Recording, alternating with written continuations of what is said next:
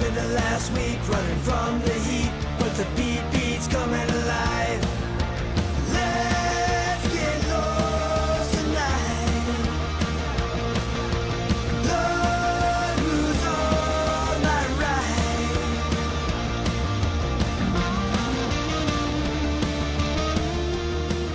Hello, wackos. Welcome to another episode of Without a Country. I am Corinne Fisher, your host. Thank you so much for joining me on today's episode. Oh my God, I'm just absolutely obsessed with this outfit right now.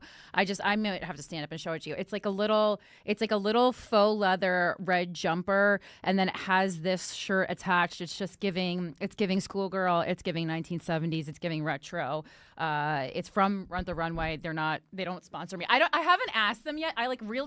So many people I know in real life have subscribed to Run the Runway because they saw what I was wearing and they loved it. And it's just honestly, it's very convenient for someone who has to be on camera every week multiple times, who is not the type of person to plan an outfit ahead. Like, you know, those people who like, and my mom is one of these people, God bless her, did not inherit this, who plan their outfits for the week and iron them all and like hang them. I can't even plan at lunch what I would like for dinner.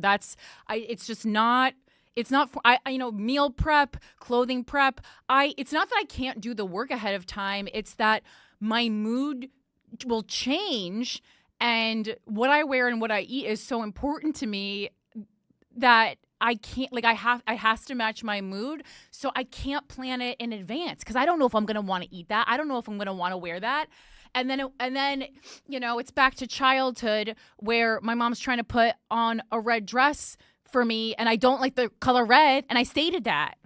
So I love the color red now. It's so funny, though. I would not wear red as a child, which is crazy, seeing as with my complexion, red is one of the best colors for me. But, you know, you live, you learn. Anyway, guys, welcome to the show. We have so much more important things to talk about than what I'm wearing. But I know, you know, sometimes if I'm in a holiday mood, I do let people know where I got what I'm wearing, and what lipstick color I'm wearing. This is, you know what? I'm feeling so generous. This lipstick color, what is it? It's Urban Decay, and I think I don't know the color. Hitchhike, maybe? I think it's Hitchhike. It's my signature color for this hair color. So if you also have blue hair and very pale white skin, maybe it's your new signature color. But right now it's mine. So get your own. But I'm telling you, it's nice and moisturizing too, and they don't test on animals. Cruelty-free, vegan. Okay. Let's get right into it. First of all, Chicago wackos, okay? I don't know if you knew this, but our dear dictator, Hannah Pendergrass, she lives in your fair city. And she is a very talented hairstylist and colorist who owns her own private studio salon in Westtown, which is in Chicago.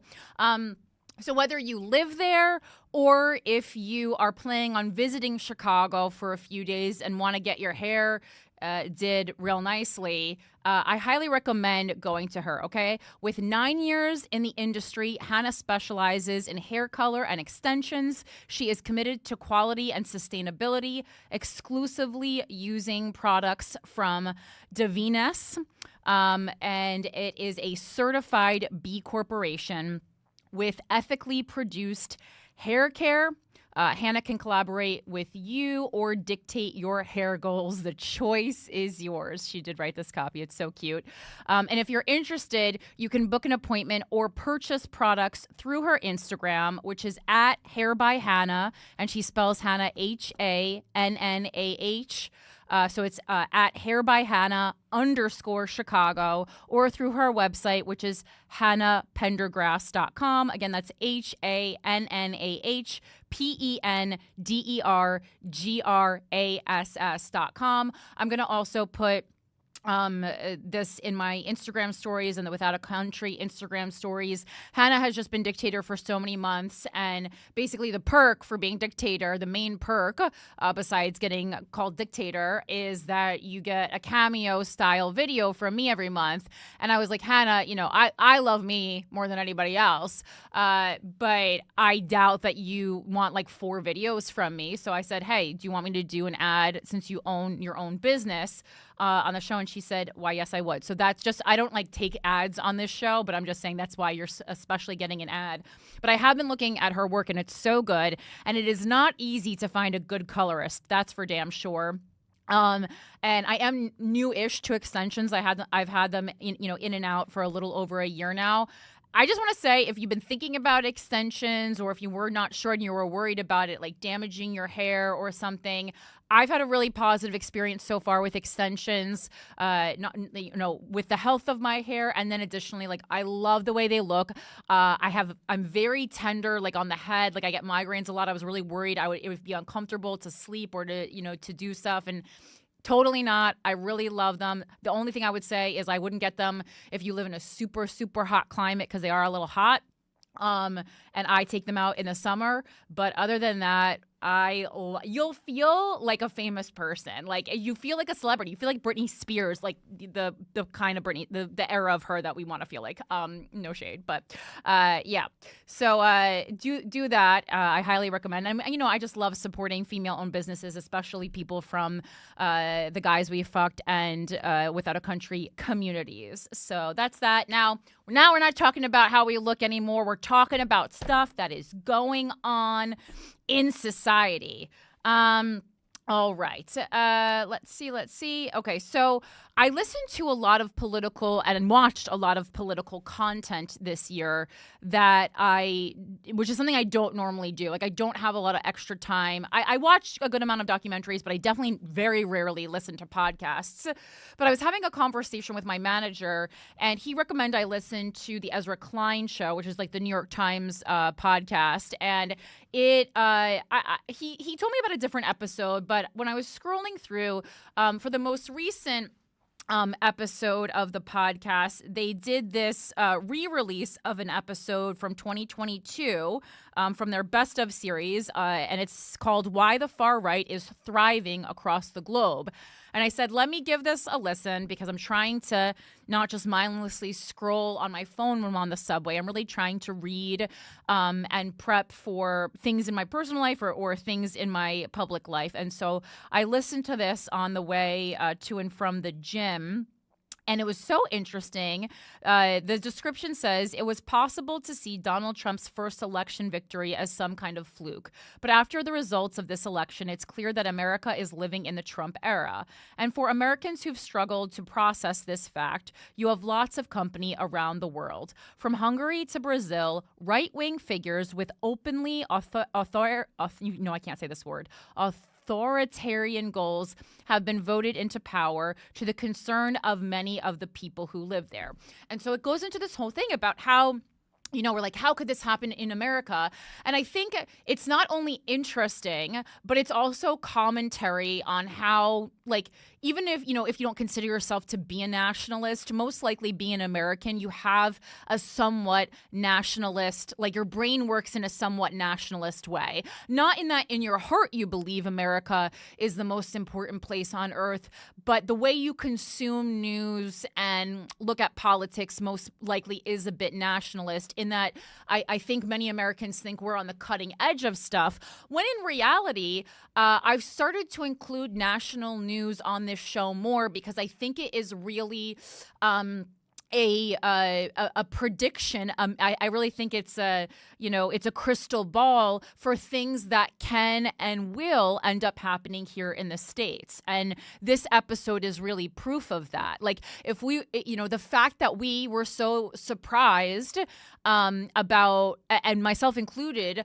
about how, by how many votes Donald Trump won this second term, we really have not been paying much attention to the kind of rulers that other countries have been electing recently.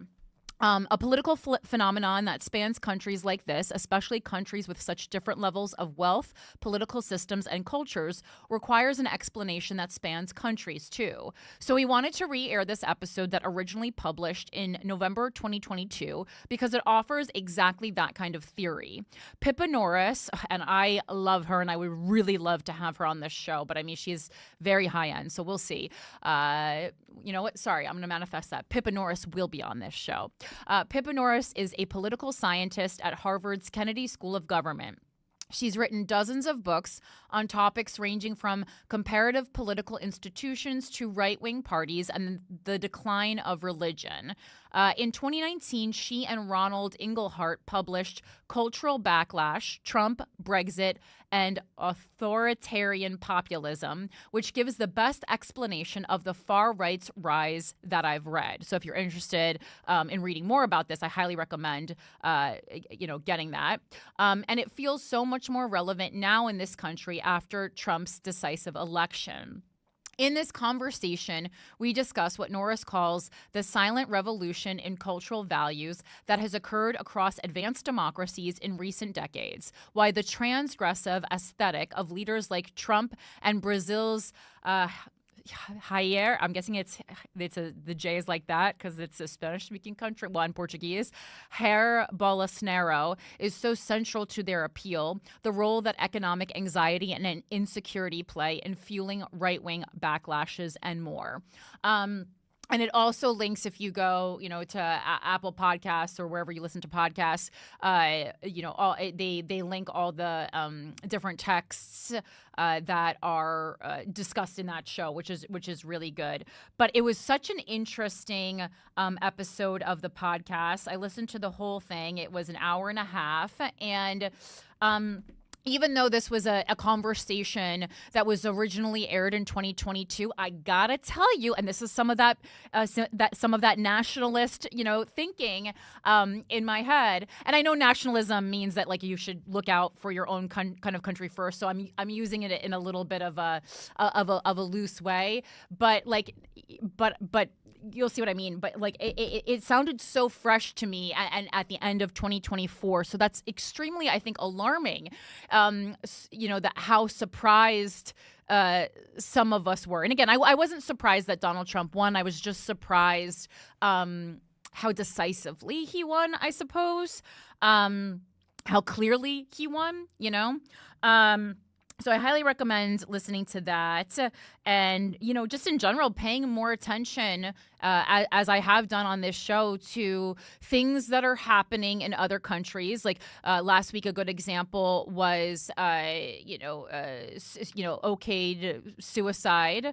And then this week we're going to talk more about trans rights, so suicide and trans rights and stuff like this. I really can see these being conversations because if you look at people outside the U.S., especially in Europe, one of the comments that I see a lot online is how surprised they are by what being democratic means in this country. Like in our country, what we consider to be democratic is still right-wing in some parts of the country. But now we see this whole shift internationally where everyone's kind of making this far-right decision. And a big part of the reason, in Pippa Norris's opinion, why this happened is that it is a response to, what we kind of colloquially refer to as the woke agenda. And I found that so interesting that's happening globally because I certainly, as a comedian, saw that happen in the entertainment business, right? Some people are kind of like, what happened to Guys We Fucked? Why isn't Guys We Fucked as popular as it used to be? First of all, I will say we still have a very large listenership. So I'm going to say that our numbers are low on YouTube because our show is, a decade old and people started listening to it on audio and continue to listen to it on audio. In addition, new women, it's a predominantly a women listen to show, and women just aren't surfing YouTube the way men are. So that's number one.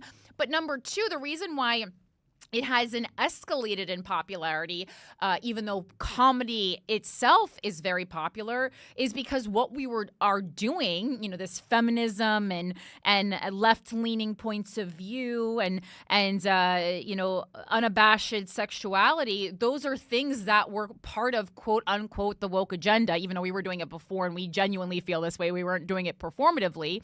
And that just isn't popular anymore because of the response to PC culture, right? And so kind of this conversation that we've had about the left eating itself really did happen. And now we're seeing we saw the effects comedically, which is why people like Tony Hinchcliffe are, so famous now. And Joe Rogan's listenership is high, and podcasts like that and performers like that are really thriving, whereas people who are more left-leaning just aren't thriving in the same way. I mean, and I'm talking about people who are very open and it's part of their work, their leftist views, not people who are leftists, but that's not really what their material is about. Because certainly there's tons of comedians, like Taylor Tomlinson, who are doing quite well, but the, basis of her comedy is not political or activism. It's more personal things like mental health and,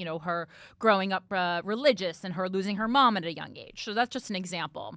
But yeah, I mean, I think cancel culture, and I surmised this years ago, was so much more negative than it was positive. And I know the people who partook in it really tried to really thought they were making a positive impact or just wanted attention, who the heck knows. But when I experienced cancel culture firsthand, I mean, I had an inkling before, but then when I experienced firsthand, I was like, this is not at all going to end up doing what people want it to be doing, because none of us are perfect. So at a certain point, we will all be subjected to cancel culture if we reach a certain height. It's unpleasant, and it's going to make you turn your back on the people you did it. Because what was happening was the people who were most affected by cancel culture were people who, for the most part, shared this liberal viewpoint. And then people who were canceled for having an extremely right viewpoint were uncancelable because their followers already disagreed with the woke agenda, right? So the left turned its back on anyone who strayed from exactly the messaging that they wanted. And then there just became less of us because those that were attacked got fucking pissed. And then started, self-identifying like me as like, a liberal gone rogue or something. And some people went much further and joined the right or ended up voting for Donald Trump, or started things like the free press with Barry Weiss, and just were like, I am not going to be a part of this, I'm not going to be a part of this political party that is imperfect yet requires perfection of me. Okay, so I think, God, it's such an interesting podcast. And then my second recommendation is this documentary that HBO did with Ronan Farrow called Surveyed. Okay, Surveilled. Sorry, it's Surveilled, not surveyed. It's Surveilled. It's about surveillance. And I have some articles about it. It's basically, he did like a 2+ year investigation on spyware that is being sold internationally. It's being created in Israel. There are different forms of spyware. The one that this documentary really concentrates on is spyware called Pegasus. It's a pretty short documentary. It's only like an hour. So if this is the kind of thing that interests you, and even if it's not, if you are an owner of a smartphone, I highly recommend you take a gander at this. So from democracynow.org, it says, we look at the world of high-tech surveillance with Pulitzer Prize-winning journalist Ronan Farrow and filmmaker Matthew O'Neill. I think it's Pulitzer, right? I think that's how you probably say it. Their new HBO documentary Surveilled is now available for streaming. Farrow says he became interested in the topic after he was tracked by the Israeli private intelligence firm Black Cube during his reporting on Hollywood mogul Harvey Weinstein's sexual abuse. And that is so interesting because I got a copy of Rose McGowan's autobiography a little early, through Guys We Fucked and stuff. And I actually got it directly from the publisher. And because of everything that was going on with Harvey Weinstein and the backlash from him and his people, I literally had to secretly get it out of someone at the publisher's trunk. So the fact that because Ronan Farrow was reporting on Harvey Weinstein, he was tracked with spyware, I 100% believe that. Although Black Cube used a relatively low-tech approach, Farrow says the experience started him on a path to investigate more sophisticated methods of surveillance, including the powerful spyware Pegasus, which has been used against the journalists and dissidents around the world. And we've already seen quite an attack, backlash on journalists, and I think that's only going to continue, right? As part of the reporting for the documentary, Farrow traveled to Israel for a rare interview with a former employee of NSO Group, the Israeli software company that makes Pegasus. He warns that it's not just repressive governments that abuse Pegasus and other surveillance technology, but also a growing number of domestic states like Greece, Poland, and Spain. U.S. law enforcement and intelligence agencies under both the Biden and Trump administrations have also considered such spyware, although the extent to which these tools have been used is not fully known. And then Biden, I believe he has introduced stuff about banning this spyware. I have to see, did that even go through? Biden spyware legislation. Yeah. So I mean, so back in April, I think he signed an extension. Okay, well, that was an extension of a controversial spying thing that goes into. Okay, so I think he's actually extended the surveillance program ultimately. But then there was an executive order on prohibition on use that was also signed in 2023. So it's going back and forth. Something to keep an eye on it is basically what I'm going to say. All right. So, yes, surveillance technology has historically always been abused. No shit. Now the technology is more advanced and more frightening than ever and more available than ever, so abuse is more possible, says Farrow. So I highly recommend that. And additionally, if you're someone who's been extremely invested in what's going on in Palestine and Israel, to me, after watching this documentary, and again, it's something that Mike and I have already discussed on the show, the fact that we are supposed to believe Israel did not know that Hamas was going to attack it on October 7th at this point, after seeing this documentary. I mean, it was already pretty unbelievable after seeing this documentary and the level of intelligence that specifically Israel has. It's pretty much completely unbelievable that they did not know exactly what was going to happen on October 7th. And merely allowed it to happen, allowed some of its people to be killed and taken as hostages so that they could retaliate in the way that they have, right? So that's pretty clear after watching this documentary.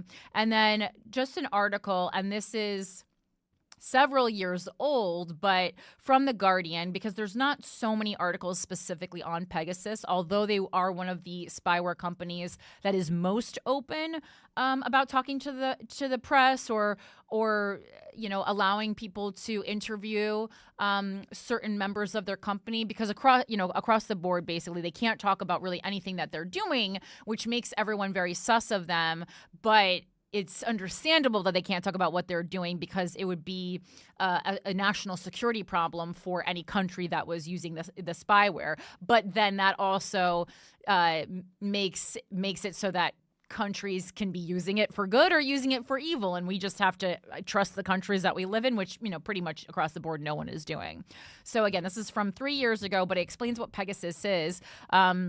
From The Guardian, what is Pegasus spyware and how does it hack phones? It is the name for perhaps the most powerful piece of spyware ever developed, certainly by a private company.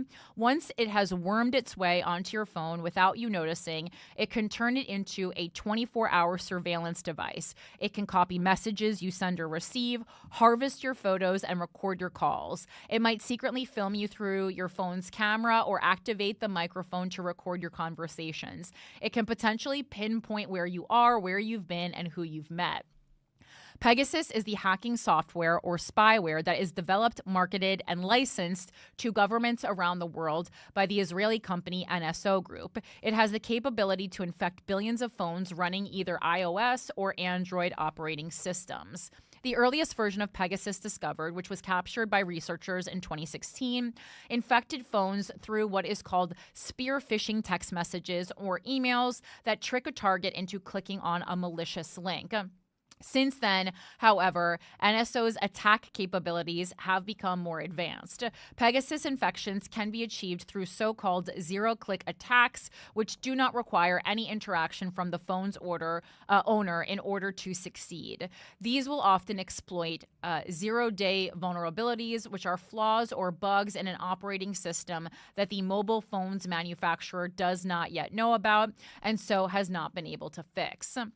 In 2019, WhatsApp revealed that NSO's software had been used to send malware to more than 1,400 phones by exploiting a zero-day vulnerability. Simply by placing a WhatsApp call to a target device, malicious Pegasus code could be installed on the phone, even if the target never answered the call. More recently, NSO has begun exploiting vulnerabilities in Apple's iMessage software, giving it backdoor access to hundreds of millions of iPhones. Apple says it is continually updating its software to prevent such attacks. Technical understanding of Pegasus and how to find the evidential breadcrumbs it leaves on a phone after a successful infection, which I think is the scariest part, right? So it's scary enough that you could be subject to spyware, but the scariest part is that unless you go to a professional who can run a diagnostic test for the specific spyware, you could be fully spied on, all your stuff could be copied, and you would have no idea. And in this documentary, you see that, and it's definitely 100% being used on people, on politicians, especially politicians who don't share the view that the government wants, who are gaining power. And this is, multiple countries, definitely reporters, and then we definitely see it being used on activists, and not even super high-level activists. Okay, so these are people who are all having spyware used on them, and it is definitely not with good intent. So let's see. Yeah, technical understanding of Pegasus has been improved by research conducted by Claudio Guarnieri, who runs Amnesty International's Berlin-based security lab. Things are becoming a lot more complicated for the targets to notice, said Guarnieri, who explained that NSO clients had largely abandoned suspicious SMS messages for more subtle zero-click attacks. For companies such as NSO, exploiting software that is either installed on devices by default, such as iMessage, or is very widely used, such as WhatsApp, is especially attractive because it dramatically increases the number of mobile phones Pegasus can successfully attack. And I was kind of reading more into this online, and definitely one of the things that you can do is don't download extra apps. And I know that's so hard in today's world, especially in capitalist America, because you're offered so many perks for downloading apps. And I'm sometimes I just look at the points accrued on my Dunkin' app, and I'm like, the fact that I did not have this the whole time, crazy. P.S. Definitely check out that $6 meal deal. It's the best deal in town. Mike is waving his hands. Okay, no ads except for Hannah Pendergrass and Dunkin' Donuts. Okay, well, I'm sorry. This is just a hot tip for consumers who want to save money. Do you know what do you call an ad? This is not an ad. They didn't pay me. I know, but a hot tip for consumers who want to save money. You're gonna eat anyway. I saved $4.77 on something that was only $6 total. In this $6 meal deal, and this is in New York City, so God knows it's probably $5 elsewhere. You get a medium iced coffee. Okay, you probably can get a hot coffee too because that's cheaper. But I'm not talking about hot coffee. It disgusts me. You get a sandwich. I just get an egg and cheese, but you can get one with bacon. I don't know if sausage is included. Bacon definitely is. Oh, it is. Sausage is included? Yeah. Oh, so you do the meal deal too? Come on now. And you get an order of hash browns. Those 3 items for $6. The coffee alone is like $4 or $5. I mean, this is a great deal. Anyway, okay. So obviously, like, we want to download these apps, and all these companies again offer you perks to download the app. But be careful because that's how they get you. But I guess if you're not like an activist, it doesn't matter, or a journalist, it doesn't so much matter. But even if you have a journalist or an activist in your family, you can be subject to spyware. And again, we see that in the documentary. So Amnesty's lab. So as a technical partner of the Pegasus project, an international consortium of media organizations, including The Guardian, Amnesty's lab has discovered traces of successful attacks by Pegasus customers on iPhones running up-to-date versions of Apple's iOS. The attacks were carried out as recently as July 2021. Again, this is an old article. So it's still going.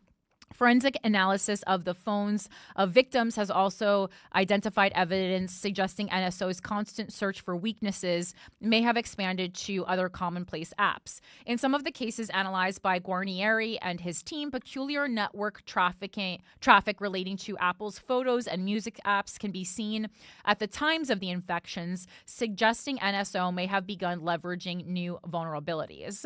Where neither spear phishing nor zero-click attacks succeed, Pegasus can also be installed over a wireless transceiver located near a target, or, according to an NSO brochure, simply manually installed if an agent can steal the target's phone. Listen, I'm telling you guys this. Under no circumstances do we talk about this at the holidays with anyone over the age of, I would say, 55. Okay, because you are going to rue the day you mentioned this to a parent or grandparent, because you're going to be sent to the computer to take. No one's spywaring on grandma. Okay, just keep that in mind. So this is between me and people under 55. Everyone else, if you heard it, no, you didn't. Once installed on a phone, unless you're in one of the fields that I previously discussed. Once installed, my dad hit me with this info. Oh yeah, I learned about this from my dad, and he has not stopped panicking. Exactly. This is not Corinne Fisher's party topic of the week. This is Corinne Fisher's keep it to yourself or people in those fields topic of the week. Once installed on a phone, Pegasus can harvest more or less any information or extract any file. SMS messages, address books, call history, calendars, emails, and internet browsing histories can all be exfiltrated. When an iPhone is compromised, it's done in such a way that allows the attacker to obtain so-called root privileges or administrative privileges on the device, said Guarnieri. Pegasus can do more than what the owner of the device can do. Lawyers for NSO claimed that Amnesty International's technical report was conjecture, and then they would actually, I was, again, when I was searching this for the show, Amnesty International would then later go on to be a target of spyware, which is so funny. Describing it as a compilation of speculative and baseless assumptions. However, they did not dispute any of its specific findings or conclusions. NSO has invested substantial effort in making its software difficult to detect, and Pegasus infections are now very hard to identify, and they still are. Security researchers suspect more recent versions of Pegasus only ever inhabit the phone's temporary memory rather than its hard drive, meaning that once the phone is powered down, virtually all trace of the software vanishes. One of the most significant challenges that Pegasus presents to journalists and human rights defenders is the fact that software exploits undiscovered vulnerabilities, meaning even the most security-conscious mobile phone number user cannot prevent an attack. This is a question that gets asked to me pretty much every time we do forensics with somebody. What can I do to stop this from happening again, said Guarnieri. The real honest answer is nothing. All right? So, no need to panic because there's nothing you can do. Just let the universe take you, baby. But again, highly recommend that. And, obviously, my enemy of the state this week is Pegasus.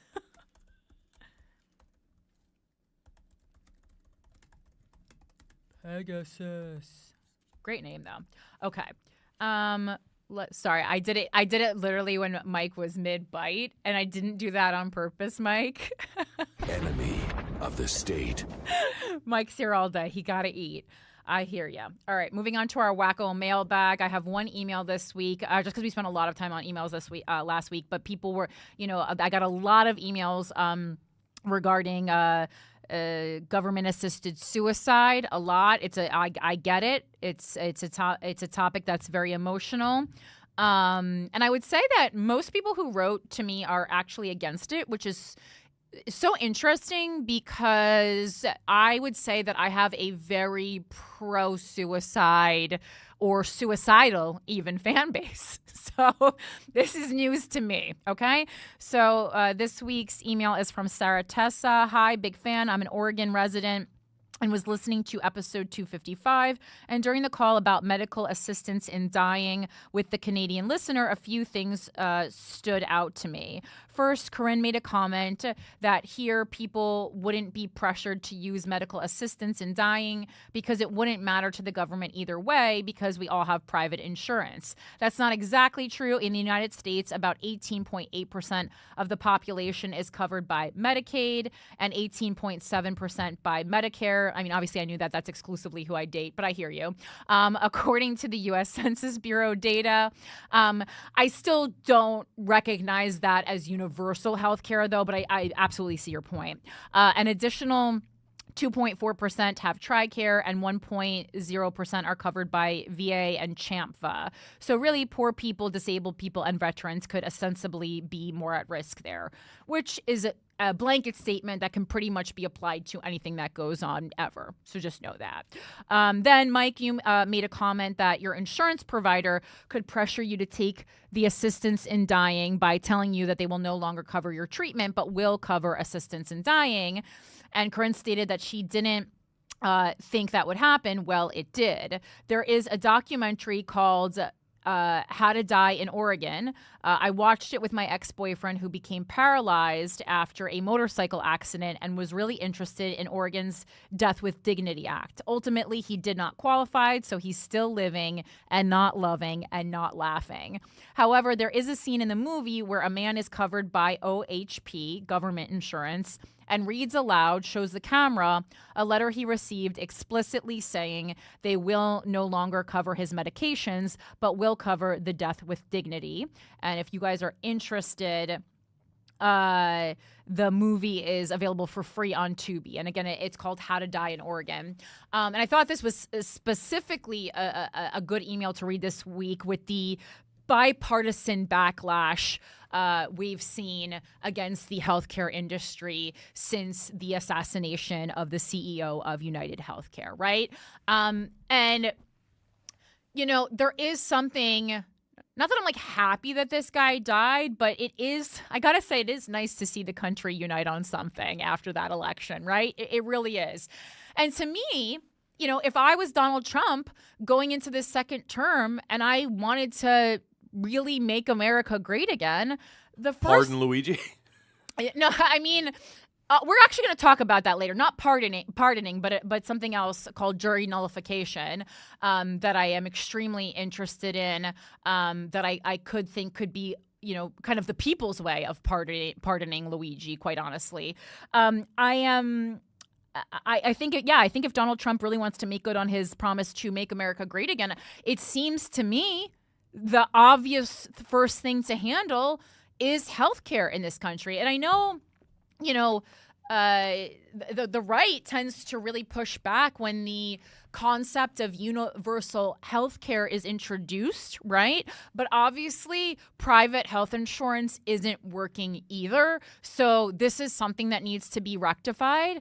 And again, I think if you want to be the toast of the town as president, if you want liberals to absolutely eat their words and have you truly make America great again for everyone, I say the first thing you do is you handle healthcare in this country in a way that people don't have to go bankrupt for them or a member of their family to live or to not be even in chronic pain, right? So yeah, we'll get more into that later. Let's do a very quick wacko Patreon roll call. Of course, shout out to our dictator, Hannah Pendergrass. Again, please check out her business in Chicago if you want to get your hair done. My capitalist pigs, Rebecca_99, Hillary, Jessica Parker, Emily Mame, Ryan Beckland, Erin Fayhas, Joy Turner, Dylan, Joe P, Nicole Perks, Elle Watson, Holly Clark, Joshua Callahan, Stephanie Anderson, Brandy Otter, Brandon Oglesby, Lauren Manu, Carrie, Caroline Bonner, Erica Backus, Lisa Oshbacher, Barbara Mondragon, Delaney Muncie, Randy Peterson, Tegan, McKenna Hansen, Leah M. Ellers, Laura Lynn Pearson, Christopher Fanguy, Norris Mark, Hale Stiers, EMC P333, Camilla Driggs, Jenny Lynn, Carolyn, Katie Robbins, Hannah Ronaldo, Jennifer Daly, Catherine Best, Tim Ackerman, Boo Batsy, Lakin Keen, Lil Floha, Jesse Pagran, Audra Williams, Crystal Schmidt, Shelby Snyder, Michael Fow, Amber Christensen, Talene Georgian, Lila Lee Soley, Jasmine Grant, Bridget, Luke, Marisa James, Struggle, Brittany Gustus, Alex Hart, Sierra Mataro, and my cuties, Kenny, Caitlin Owens, Jim Black Squirrel, Ivy Espana, Lily, Justin Choi, Tina Nelson, Brianna Middleman, Samantha Johnson, Esther Van Alst, Jasmine Ruiz, Lauren Natinsky, Jessica Michelle, Laura Wolf, Morgan, Amanda, Elizabeth Snell, Emma Flowers, Emily, Karen Denise, Amir Hassan, Elisa McCall, Long Arms Length, Sophia Tauber, Gemma James, Miranda, Emily Eckelberger, Cavs 138, Zoe Ross, Annie Green, Heidi Lundquist, Nicole, Carl Murphy, Margarita Cranova, Beth Brunner, Lauren Morkill, Chris Gordon, Tori Colster, Desiree Coutinho, Kristen Hood, Sammy Lane, Ms. Mack, Emily LaFontano, and Fright Lab. Thank you so much for your support. It just the list just keeps getting longer every week. Thank you so much. And yeah, I did give Mike a small raise last week. I'm not saying this to pat myself on the back. I'm just saying it to share with you the types of things that we can do on this show when we are supported by you, the listeners. And again, I have lots of subscriptions to media sources, and we're going to be paying some designers to do some stuff. Kind of on the financial note, but unrelated to that specific money, because I want to be transparent about what money is going where. I have decided what political office I'm running for. I cannot disclose it yet because there has to be an actual plan surrounding this with the announcement. But I'm just saying it on this show because I do feel like on this show we can have some private time, some secret time just between you guys and me. I will say, obviously, I live in New York, so the people that I work with, there can be some work over Zoom, but if you work in politics, and especially if you live in New York City, and are interested in some way helping me with my campaign as a first-time aspiring politician, please shoot me over an email at withoutacountrypodcast@gmail.com. Ultimately, of course, there will be paid positions. Again, finance is one of the first things you have to conquer, as I've done in the past week of nonstop research that I've been doing. And it's really interesting because basically the first thing that you have to take care of is money. And that includes, creating literally a bank account dedicated to that campaign. And you have to have a fresh bank account for every time you campaign for an office. Again, I didn't know that. This is my first time learning it. I'm sharing this with you if you are interested in running for something in your jurisdiction. But yeah, so if anyone's interested, withoutacountrypodcast@gmail.com, if you feel like you are in politics and could help me, have done this before, I'm talking not just someone who wants to help me because they want to help me, you have some kind of experience in politics and a level of expertise. We will need additional help later down the line from people who don't need to have political expertise. And again, specifically in New York City, but, anywhere, DC also helpful, of course. Yeah, so that's that. And If you want to spend New Year's Eve with me, the ticket link for that show is now officially live on the New York Comedy Club website and also in my Linktree link in my bio on Instagram. Sorry, I know there's like a lot of extra stuff. We're catching up. It's the end of the year. We gotta do all the things at once. But that's a very hot lineup if you want to spend New Year's Eve with me, Harrison Greenbaum, Ryan Long, Danny Polishchuk, Chloe LeBranch, Love Fur, AJ Giro, and Christina Hutchinson officially confirmed. So again, that's NewYorkComedyClub.com, 6 p.m. show on New Year's Eve. All right, now moving forward into the meat of the show, guys. Let's get into Girl. The first article for Girl is something that kind of was just announced a couple of hours ago. I'm taking this particular article from the Daily Beast. Time hit by stunning leak as report outs person of the year a day early. And it's Donald Trump, you guys. Did you hear about this, Mike? So we have to get Mike an official collector's edition of the Time magazine featuring his guy Donald Trump. Time's most coveted secret was ruined by a stunning leak today that revealed its 2024 Person of the Year will be Donald Trump. A Trump biographer outed the magazine's big announcement a day before it planned to announce Trump as its winner. Meredith McGraw, who penned the all-access account Trump in Exile, wrote in Politico that Time will go public with its announcement on Thursday morning, with sources telling her the president-elect is expected to celebrate the honor by ringing the opening bell of the New York Stock Exchange. Time is known to go to extreme lengths to keep its Person of the Year choice under wraps each winter. Most staffers at the publication are kept in the dark until the big reveal. Those who do have the inside scoop discuss finalists in code, using colors or types of food to avoid accidental identity disclosures. In the magazine's headquarters, glass-walled offices used for editing are covered up and locked down to ensure privacy. A spokesperson for Time told Politico that the magazine does not comment on its annual choice for Person of the Year prior to the publication. It's the second time the 78-year-old Trump has won the award, with the first coming after his election win in 2016. Trump won over shortlisters Kamala Harris, Kate Middleton, Elon Musk, and Benjamin Netanyahu. Others reported to be on the shortlist included the podcaster Joe Rogan. Pop superstar Taylor Swift won the award last year. Trump now joins former President Barack Obama, a winner in 2008 and 2012, and other former world leaders like Mikhail Gorbachev as a two-time Person of the Year. Today's leak came shortly after Time announced its other major awards, including NBA star Caitlin Clark as Athlete of the Year. Well-deserved for her.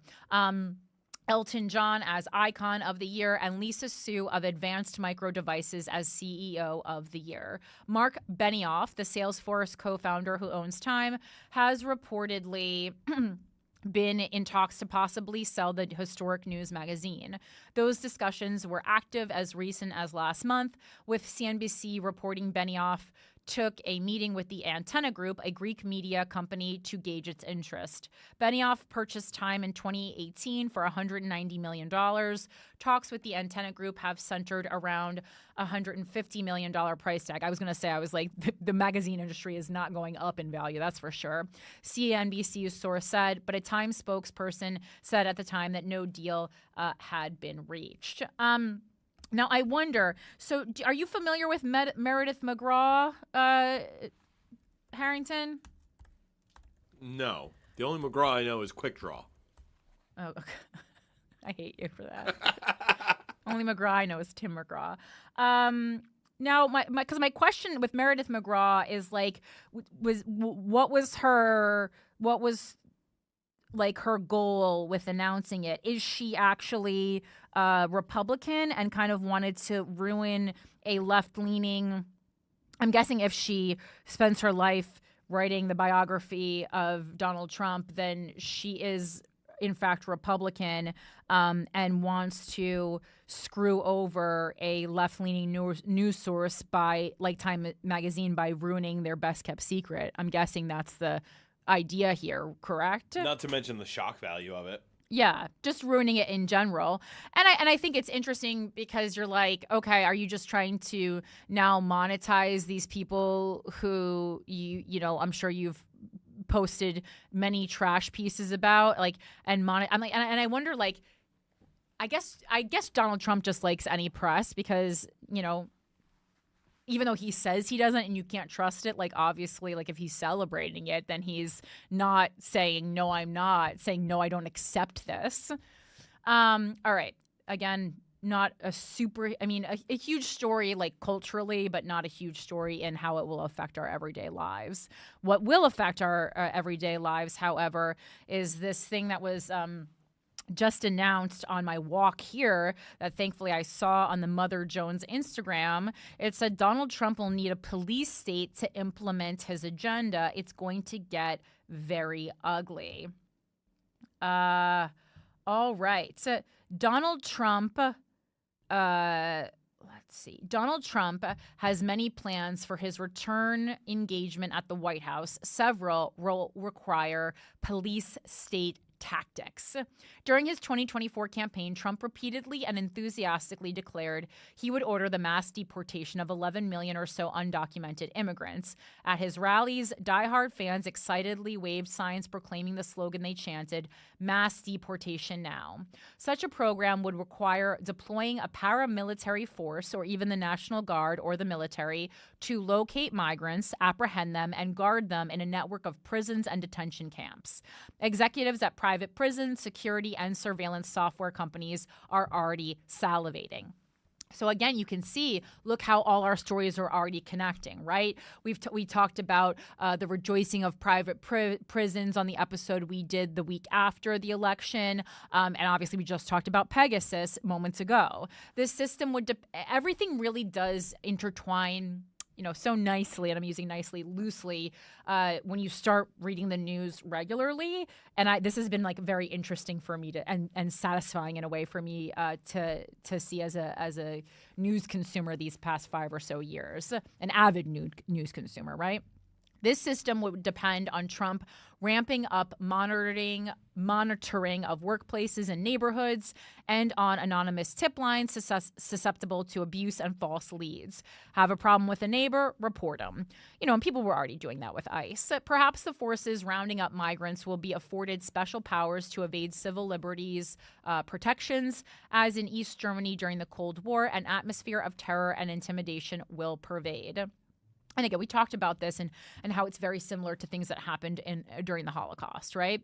Expect something similar within the federal workforce. Months before he left office at the end of his first term, Trump issued an executive order that would have removed employment protections from civil servants deemed disloyal to the president, and that could have required expressions of allegiance before being hired. In other words, loyalty oaths for Trump.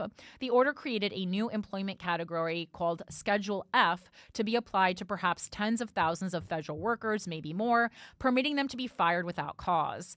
President Joe Biden rescinded the order upon entering the White House, and in October, his administration issued final rules aimed at preventing a future president from reinstating it. But Trump has vowed to bring the plan back on day one and turn a large section of the federal workforce into a Trump core, a stated goal of Steve Bannon and other MAGA schemers. Reviving Schedule F, Representative Jerry Connolly, Democrat Virginia, has warned would be a direct threat to our national security and our government's ability to function. Under such a regime, a broad range of federal employees, say lawyers at the EPA who work on climate change, scientists at the CDC who prepare for pandemics, or analysts at the CIA who watch the Kremlin, could be dumped at will if they raise questions about a Trump position or don't pay him obeisance.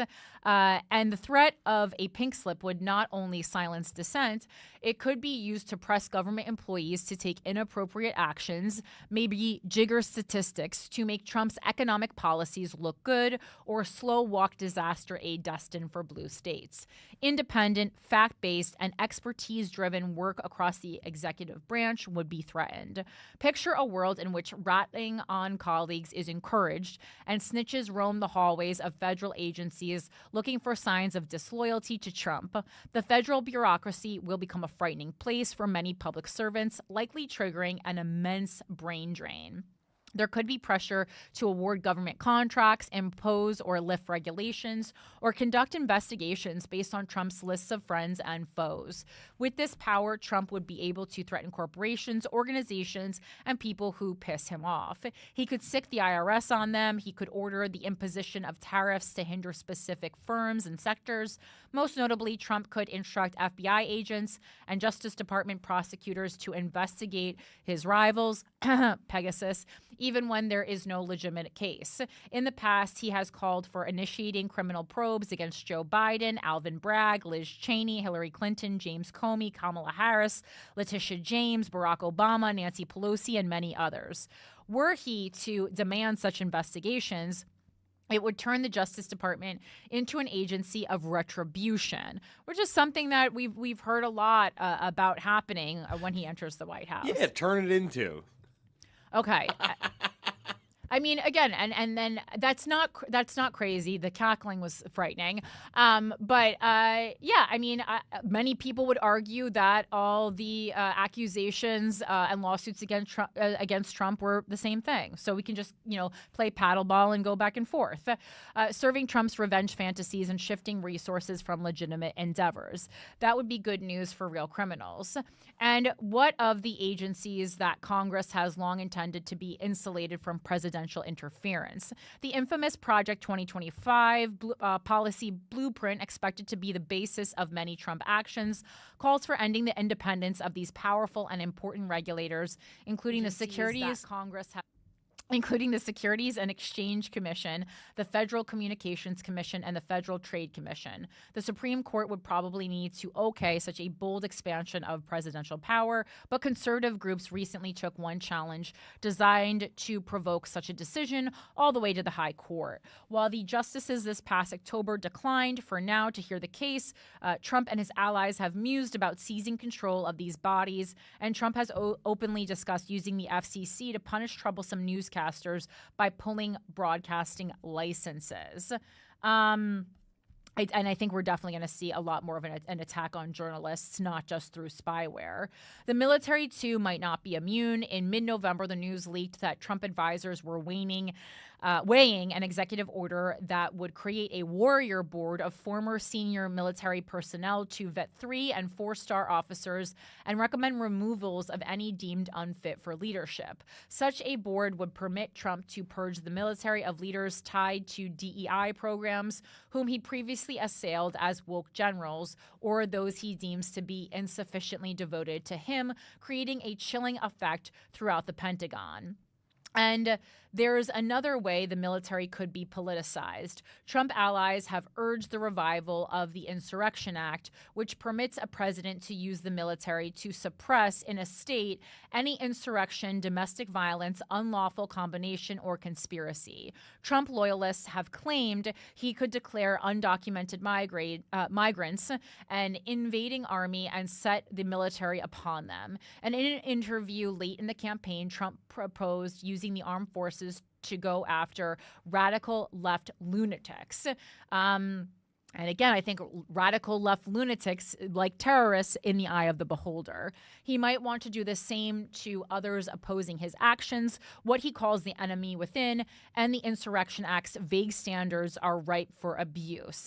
And again, that's something we see in everything. The most prominent example, I think, for my listenership is, the vague standards around like abortion clinics, right? And the loose language, right? When things are loose, when things are not clarified to a T, that leaves room for whoever is in office at the time to bend the rules to behoove them.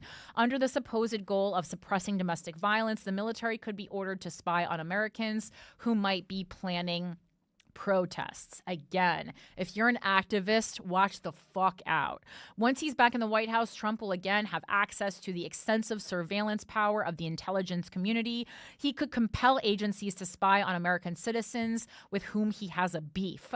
They could be coerced to supply him with information he could use to pressure, embarrass, or harm a detractor. Doing so might be illegal.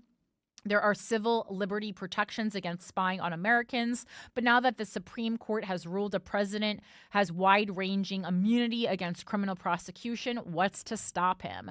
During oral arguments, his lawyer suggested that as president, Trump could order a Navy SEAL team to assassinate a political rival and be clear of prosecution. The same, if I was Hillary, I might just go to France for 4 years. The same goes for other laws that prohibit abusing government power. It's not just Trump who is free of guardrails. If other government officials break the law doing his bidding, he will have the power to pardon them. His minions will be well protected. There are more than 430 federal departments and agencies. Trump could turn each into a ministry of fear, great band name, full of devotees who serve him, not the public interest, which he can use to target anyone who draws his ire. Meanwhile, the mass deportation program, should it come into being, will terrorize millions and create an infrastructure fueled by suspicion. I would argue we're already there. If not in a place that's attacking migrants, but in an infrastructure fueled by suspicion, we're already there. That's how Trump got elected. If Trump succeeds in these authoritarian endeavors, it will radically reshape not only the U.S. government, but the very nature of America. Sleep tight, everybody. All right. Now I want to move on to something, dare I say, lighter? And when you see what we're going to talk about, you're going to go, oh, no. Take a deep breath. Remember to breathe while reading the news, guys. This is a Mike Harrington recommendation. This comes to us from Girl Dad Corner, a very appropriate piece for Girl Dad Corner. I can't actually, Mike says, what did you say? You must have watched this video about 25 times this week. I hadn't even seen it, and this is so crazy to me because, things based on sexuality really usually do get fed in my direction. Yes, Michael? I look, I'm not going to say I watched this 25 times because I'm not, It was suggested or offered to you 25 times. It kept coming in my timeline. Right. Yeah, it kept popping up all week. Big one. So, because I think the big story behind it is she did. I don't know. I don't want to blow up the lead. Okay. Well, it's your corner, so you can introduce it. So Lily Phillips, well-known adult actress, she's an OnlyFans performer. Right, but there's this new concept with the OnlyFans lot is like, they talk about the guy who ran across Africa. Right. And he did that one thing and it was very hard and it was grueling, but he got a ton of sponsorships off it. People are comparing what Lily did to that. Right. She had sex with 100 men in a day. It was documented. I've never done it. Me neither. Okay. But yeah, so it was. Not only did she do it for content, but there was also a documentary filmmaker following her and getting the less salacious, more behind the scenes. What is this person actually dealing with? And that footage came out this week in the wake of her saying she's planning on doing 1,000 in a day. So this is since this is your piece. What are the constraints? Does she actually have to have P and V intercourse? Yes. Do they have to finish? No. These guys are so not. it's just like a series of insertions. Yeah, they're getting like a minute. If you can finish in that minute, whatever the time limit. So it's almost like she's acting as like a high level fluffer. No. She has fluffers. Oh, she has fluffers to then insert because fluffers are just making you erect. They're not actually inserting most times. I'm guessing. Yeah, I mean they're playing with it. I guess they they probably use mouth more. Right. Okay. So for any of you that I'm acting like this is guys we fucked, but like for any a fluffer is someone who gets someone's penis ready to perform in adult filmmaking so that the penis is erect. So that's what a fluffer is. A fluffer, and it's a human being. Okay, so this is from the New York Post. Because we can't play the video, we're gonna get knocked off YouTube, right? Oh, if we play the video that I sent you? Yeah. No, we can play that. All right, so we'll play the video after I read the article. This is from the New York Post. The OnlyFans model cries after sleeping with 101 men in a day. Quote, sometimes I feel so robotic. Obviously, you knew the New York Times would have a not empathetic stance. The Post. Sorry, the Post, yes. But from sex worker to sex robot, an OnlyFans model who slept with 101 men in a day breaks down in tears as she recounts her 24-hour sex marathon. Lily Phillips, 23, so her brain is not even fully formed yet, I do want to point that out, had sex with over 100 men in a day back in October to create some scandalous content for her subscription-based social media page. But despite previously insisting that she enjoyed the extreme stunt, all that sex didn't make her feel good. Sometimes I feel so robotic, Phillips admitted in YouTuber Josh Peters's documentary titled I Slept with 100 Men in One Day. The British sex worker, a little on the nose, I think, the British sex worker fought back tears as she recalled that day. I think by the 30th, when we're getting on a bit, I've got a routine of how we're going to do this, and sometimes you disassociate, and it's not like normal sex at all, Phillips said. Well, I mean, I hope it's not like normal sex. Although it was a momentously frisky feat, it wasn't all that memorable for the young woman who admitted she didn't remember much of it because, as she just stated, she was disassociating, which is something you often do when you are experiencing a traumatic event or recalling a traumatic event. In my head right now, I can think of like 5, 6 guys, 10 guys that I remember, and that's it, she revealed. But it's just, but also, before we get through this, yes, I think this was damaging to Lily, and perhaps there's something going on mentally. I mean, or I actually think it's healthy that she cried after this. I don't think it's unhealthy. But also, I would like to talk about the fucking 100 guys who signed up for that, because there's something wrong with them too. But it's just weird, isn't it? If I didn't have Could you imagine the ego boost for the 4 or 5 guys she does remember? Oh, God, Michael. I love, you know what? I love that that's where your mind went. But it's just weird, isn't it? If I didn't have the videos, I wouldn't have known I did 100. Phillips shared that it's not just the physical intimacy of having sex with so many men that made her feel so bad, but also disappointing them by not being able to talk with them or even being interested in doing so. Wow. That, I mean, if that's not being a woman in a nutshell right there, I don't know what is. Yeah, but imagine that dude. Hey, Lily, big fan. I want to, let me pick your brain about what you were thinking. Oh, these were mostly fans, you think, who were doing this? It has to be. Interesting. Where else are you going to find 100 guys like that? I don't know. The other male entertainment actors. Adult industry actors. I don't know. They only get paid like $50 a day or something. One of the few industries that pays women more than men. She said that conversing with them was also hard and recounted how one man complained that they only chatted for about 2 minutes when she had said beforehand that they would talk for about 5 minutes. Okay. The OnlyFans creator continued to hold back tears, although her red puffy eyes showed that she had already broken down. When asked if she thinks she should feel bad about not talking with each man for a set amount of time, Phillips explained that she felt she had disappointed her supporters. I guess when you've promised something to people who support you, it's kind of hard to let them down. If anyone you support, let me just say, if anyone you support lets you stick your nasty dick in them, they've gone above and beyond. Back to the article. The sex worker also admitted that she hadn't yet processed what she did on that day, but said she wouldn't forget the day of her emotional interview. The scene ends with her crying and being comforted. In another part of the documentary, Phillips shared that she wouldn't recommend doing what she had done, admitting that it was more intense than she thought it would have been. Girl, I hear you. I can't imagine what it would be like to have sex with 100 men in one day. I did a podcast, and I still do a podcast, but the content has changed. When it was a podcast that was divulging all the intimate secrets of my sex life, after I did that for a couple of years, I advised other people not to do that, and that was just talking about it. So I cannot imagine what would happen if I actually had sex with 100 guys in one day. I haven't even had sex with 100 guys, period.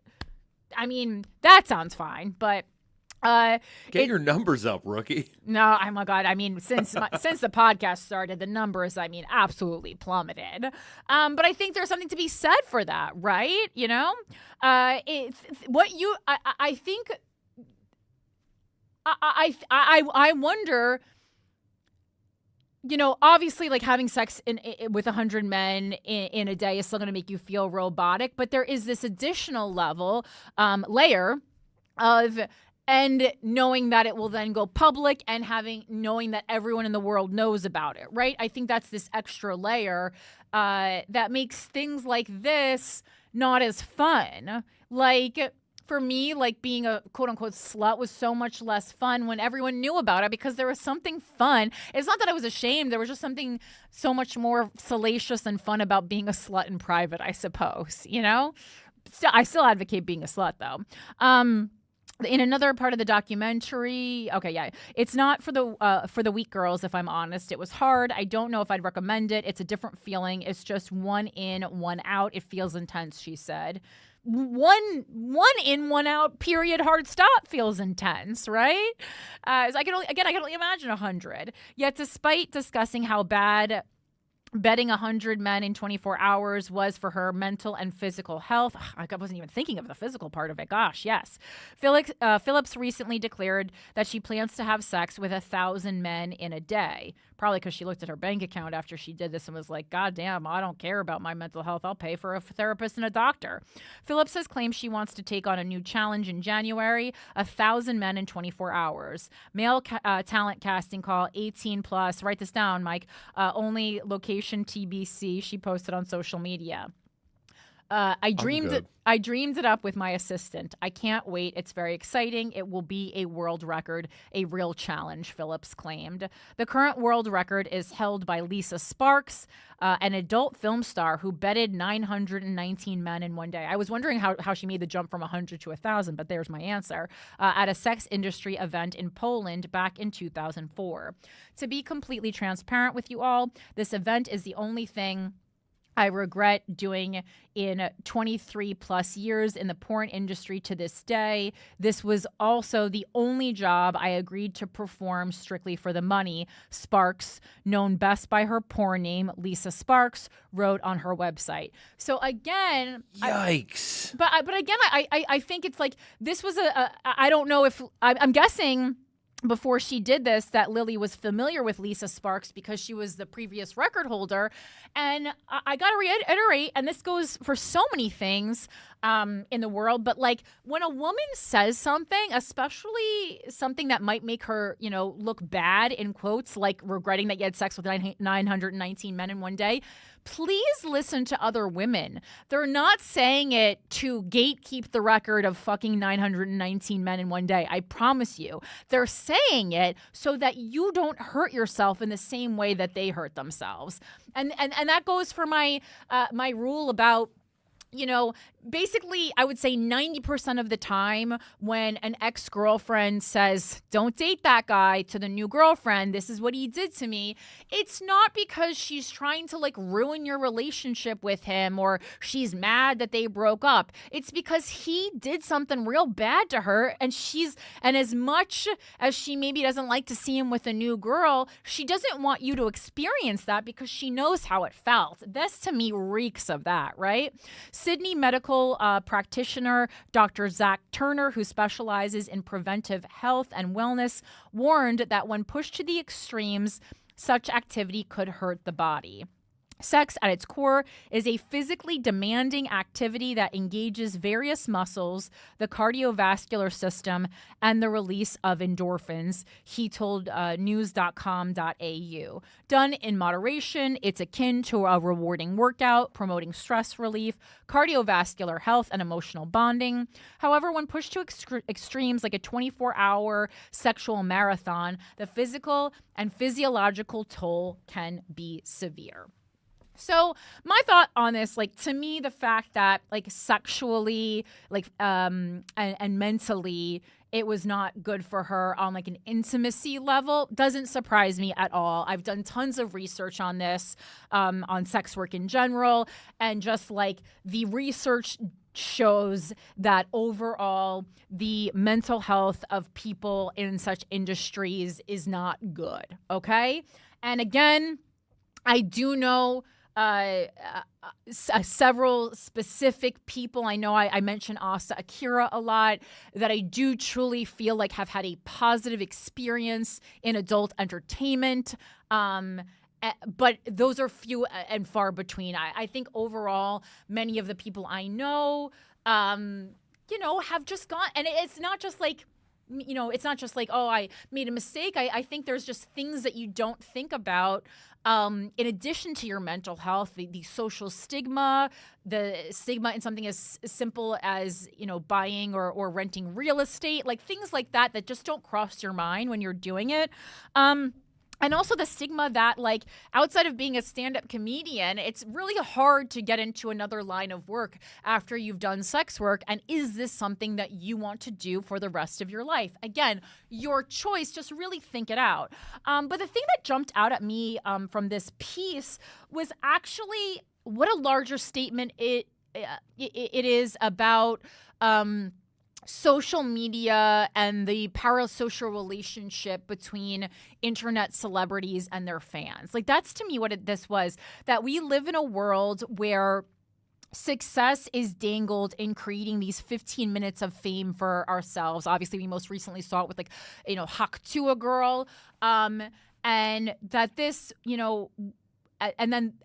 that's what made this woman do it. That you have to do something so over the top. We are so desensitized as a society by the constant intake of viral trends that this woman literally had to fuck 100 and now moving forward 1,000 guys in a day for the internet to stop and be like, wow, I want to give her money. This is what it takes out to stand out from all these other sex workers. I just thought it was really heavy commentary on the society that we live in today, that we are all a part of and that we all contribute to. So to point a finger and say this girl is disgusting, is she? Because this is the world that we all created together. If you are someone who spends time online, we all contributed to this, okay? So just please do not try to make yourself innocent in this situation. Mike, go ahead and you can play the clip from the documentary where we see Lily's visceral response.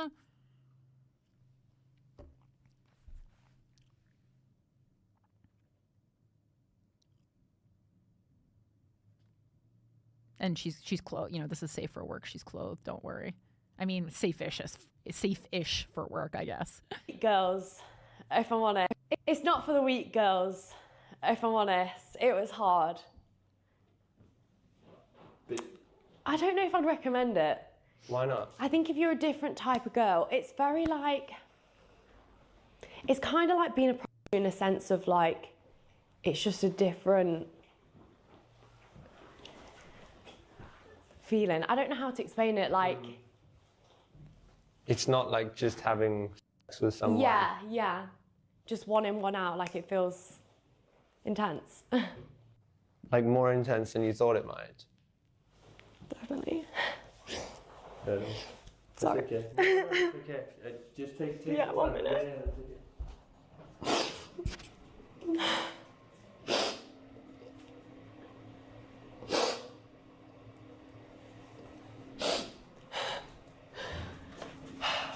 It's not for the... And I think when she says it's, it felt like being a prostitute, which I know is a word that we don't use anymore, but sex worker is too umbrella of a term. So we have to use the word prostitute because it's a very specific occupation under the sex worker umbrella. And there's not another word for it. So create one if you don't want to use the word prostitute anymore. But so being a prostitute, I think what she's saying is that's just a different type of work under the sex work umbrella. And it's, I would argue, and I think she's making this point too, it's the most intimate type of sex work you can do because you are having, sex most likely with multiple people, multiple nights a week. Whereas if you are an OnlyFans performer, even if you're having intercourse with another person who is not your significant other on camera, it's going to be like, one or maybe two guys in a day. And it's all people who that is their like occupation. So it feels like you're with your colleagues at work. It's not just a bunch of random guys who want to fuck you. And especially now knowing that most of the guys who, if not all of the guys who she had sex with during this 100 people in one day thing were her fans. Anyone who's had fans knows that there's an additional layer of energy that comes with a fan interacting with you. And even if the fan is someone who really, really likes you and thinks highly of you, the energy is just heavier than interacting with someone who is not a fan of you. So she's having sex with 100 strangers. There are 100 strangers who expect something specific from her, want to be wowed, want to be dazzled. Most times when you meet someone you're a fan of, you're probably going to be a little bit disappointed if you've put them on this pedestal. And I can't imagine if you're fucking someone that you're a fan of, right? I've had the opportunity to have sex with people I'm a fan of, and because I knew it would be like, it would be anticlimactic and it would ruin the fandom that I have for them. That's part of the reason that I declined, because I don't want how I feel about you to be ruined, because there's no way it could live up to my expectations. There's absolutely no way. And so I think we see so many layers here. We see this layer of what it takes to experience 15 minutes of fame in this crazy internet obsessed viral do anything for attention world. We see this we see yet another expose on sex work and what it possibly really does to people's mental health. Again, I am still pro sex work, but I just really encourage people to think out every scenario, because I think it's so much more complicated than it looks, and it's very easy to want to do. Believe me, I think about doing sex work every day, guys, in this OnlyFans world, because, man, some of those paychecks look nice, right? So it's very enticing, but also keep in mind, a lot of these people who are now going into OnlyFans and making this kind of money that you see had a following beforehand. They're not just going in cold, And then 3, this layer of what it's like to experience this really intimate thing with someone who holds you on a pedestal. And you see, so the tears are partly because she felt like a robot, but partly because she felt like she was letting people down. And that's just so heavy and so layered. So that's my thoughts on it. Did you have thoughts on it, Michael? I mean, I'm sure you had thoughts on it, but. Yeah, if you felt that bad after 100. Oh, I agree. I agree. How good? Yeah. Like, what's the difference in the bag gonna be? I mean, for 1,000. But on the flip side, I think at a certain point, when you've already done 100, I kind of think maybe her logic was, I've already screwed my mental health by doing 100. Why don't I just get that bag, do 1,000, and then maybe I retire altogether? Maybe it's something like that. Because I think like at a certain point, I think like she said kind of like after 30 or whatever, she stopped kind of. So it's like, I think that must have been her logic. She's like, I've already destroyed my mental health by doing 100. Let me just own the record because I've already done the damage. That's what I think her thought process would be. Because I agree with you. It is crazy to watch this and read this and then go, why is she now doing 1,000? But that's the thought process that I think she's going with. I don't know. I mean, you spend over 2 decades in the porn industry and you tell me there's one shoot you regret? And that's the one you're trying to break? Well, that's why I was wondering if she was familiar with that Lisa Sparks quote. Yeah, I mean, I wasn't until now. Like, I knew about the Houston 500, and I knew that Lisa did break the record. I just didn't know it was 919 and that she was, like, that regretful of it. Well, I mean, if I was, I hope Lisa Sparks has maybe tried to contact Lily privately. I think that would be a cool thing to do. But again, when a woman says something, man, other women, please listen. I think my biggest takeaway, and like you were saying, like, yeah, like the society does hold a part in this, people who are fascinatingly curious hold a part in this. The guy who decided, hey, I'm going to make a documentary about this has a part in this, oh, right? Yeah. I mean, because he's not a documentary filmmaker. He's a YouTuber, which is very different. I'm not familiar with his work, but I mean, when they pan back to his face, I was like, I swear to God, if I see even a little piece of a smirk on his face, I'm gonna write a book about him. No, this guy, there was an extended clip I saw where he was like, he witnessed it and he was having a hard time like bringing a bottle of water to his mouth. He was so shaken to his core. So, I don't think there was any kind of like smirking behind her back or anything, but I'm concerned that there's, she said, I dreamed this up with my assistant. You have people in your life. I want to speak to that assistant and because that assistant obviously doesn't care about her. That assistant only cares about money. Right. So it's like you now have these. I think the thing you can never get back, right, is like knowing that the people in your life, the people who were close to you, the people you trusted said, yeah, like this is a good idea. You should go ahead with this. Yeah, like did she tell friends? Did she tell her family? I mean, obviously it was publicized. So whether or not she told them directly before she announced it, like they were aware of it, unless there's no way she's hiding her entire occupation being this famous from all her loved ones. Right. And it's like, you're doing the press. You are putting yourself out there. Like this was, this wasn't, you had a kink for this, so you set up a sex party to get 100 guys to come bang you. Like This was OnlyFans bait. So it's like you did put yourself out there as this girl. How does no one who's close to you throw their body in front of it? But also, I think it kind of reminds me of that Pippa Norris, Ezra Klein podcast episode in a way, because to me, this is almost like this is a response to like the repressed world that we lived in. And I think part of the problem is that the conversation around what Lily did here is pretty much only going to be like, she's a huge whore who's mentally ill, or yes, queen, right? And I think the reality lies somewhere in the middle. And because we only hear she's a whore who's mentally ill or yes, queen, we can't be honest with ourselves about what doing something like this really looks like long term. Yeah. Well, thank you for bringing that to the table, Michael. Appreciate you. All right, let's get into trans minors. Again, I said on the Whoa. I said on the not sexually. I said that's a felony. I said on the pre-show that previously I had stopped covering every single article regarding trans people because I felt like the right was just absolutely obsessed with them.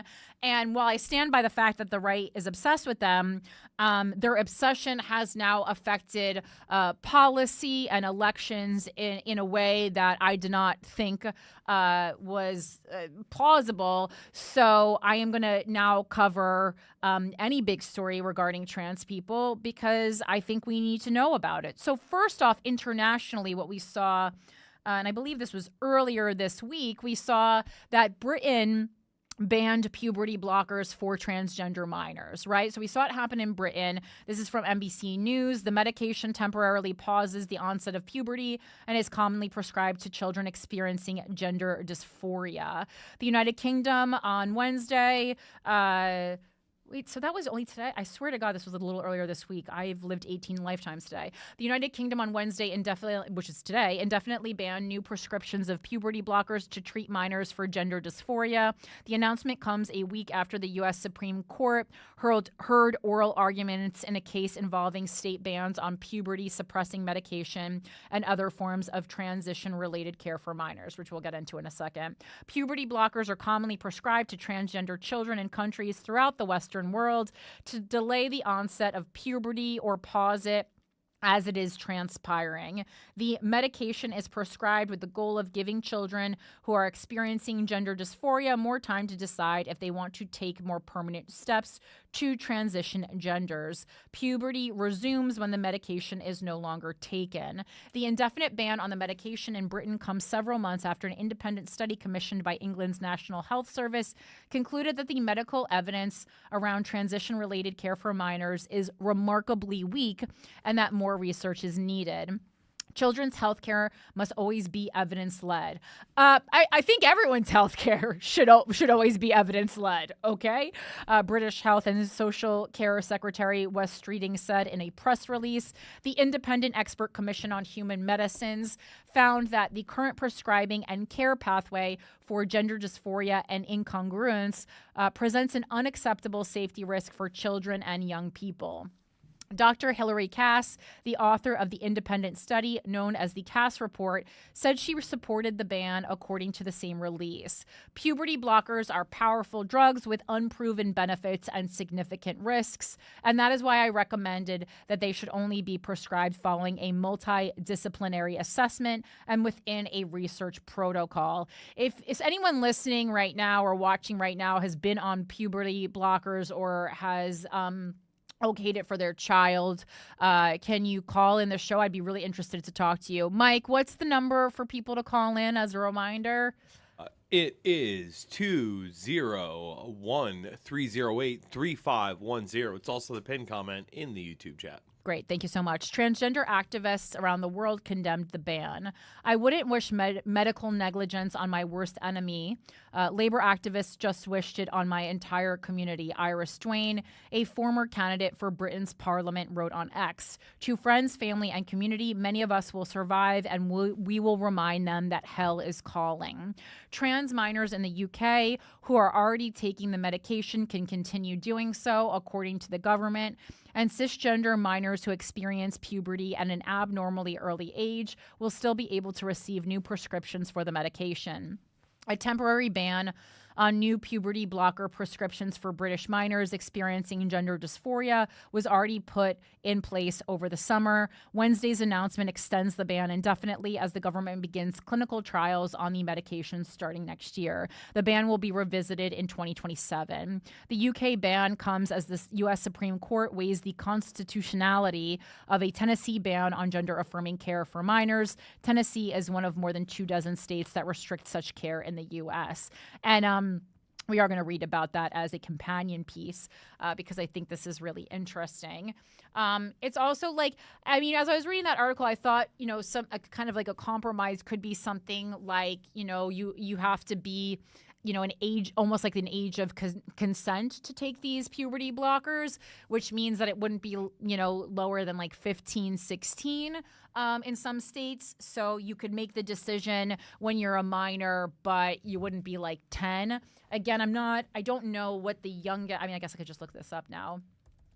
Youngest person administered puberty blocker US. Like what? All right.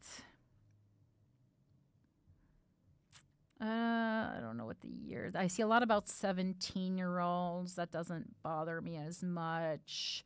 Now I see an article where people can start younger between the ages of like 8 and 13, but I don't think that's very common. So here, the World Professional Association for Transgender Health said hormones could be started at age 14. So like that's the lowest they're starting, which isn't like crazy. But again, I think the problem here is not that someone at 14 is blocking puberty. It's that we don't know the long-term effects, right? So it's like they're saying it's merely blocking it and that it will start again, but like what kind they're saying we don't have enough evidence medically to make sure that this couldn't really mess up things long term. And with people with this country's obsession with women having babies, that some of this goes into, oh no, would they be infertile? Both men and women, infertility could be part of it.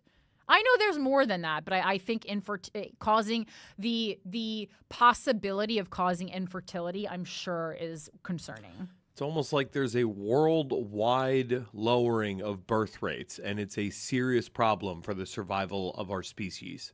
The species will survive. There's so many people. Okay. Yes, it's going down, but there's still.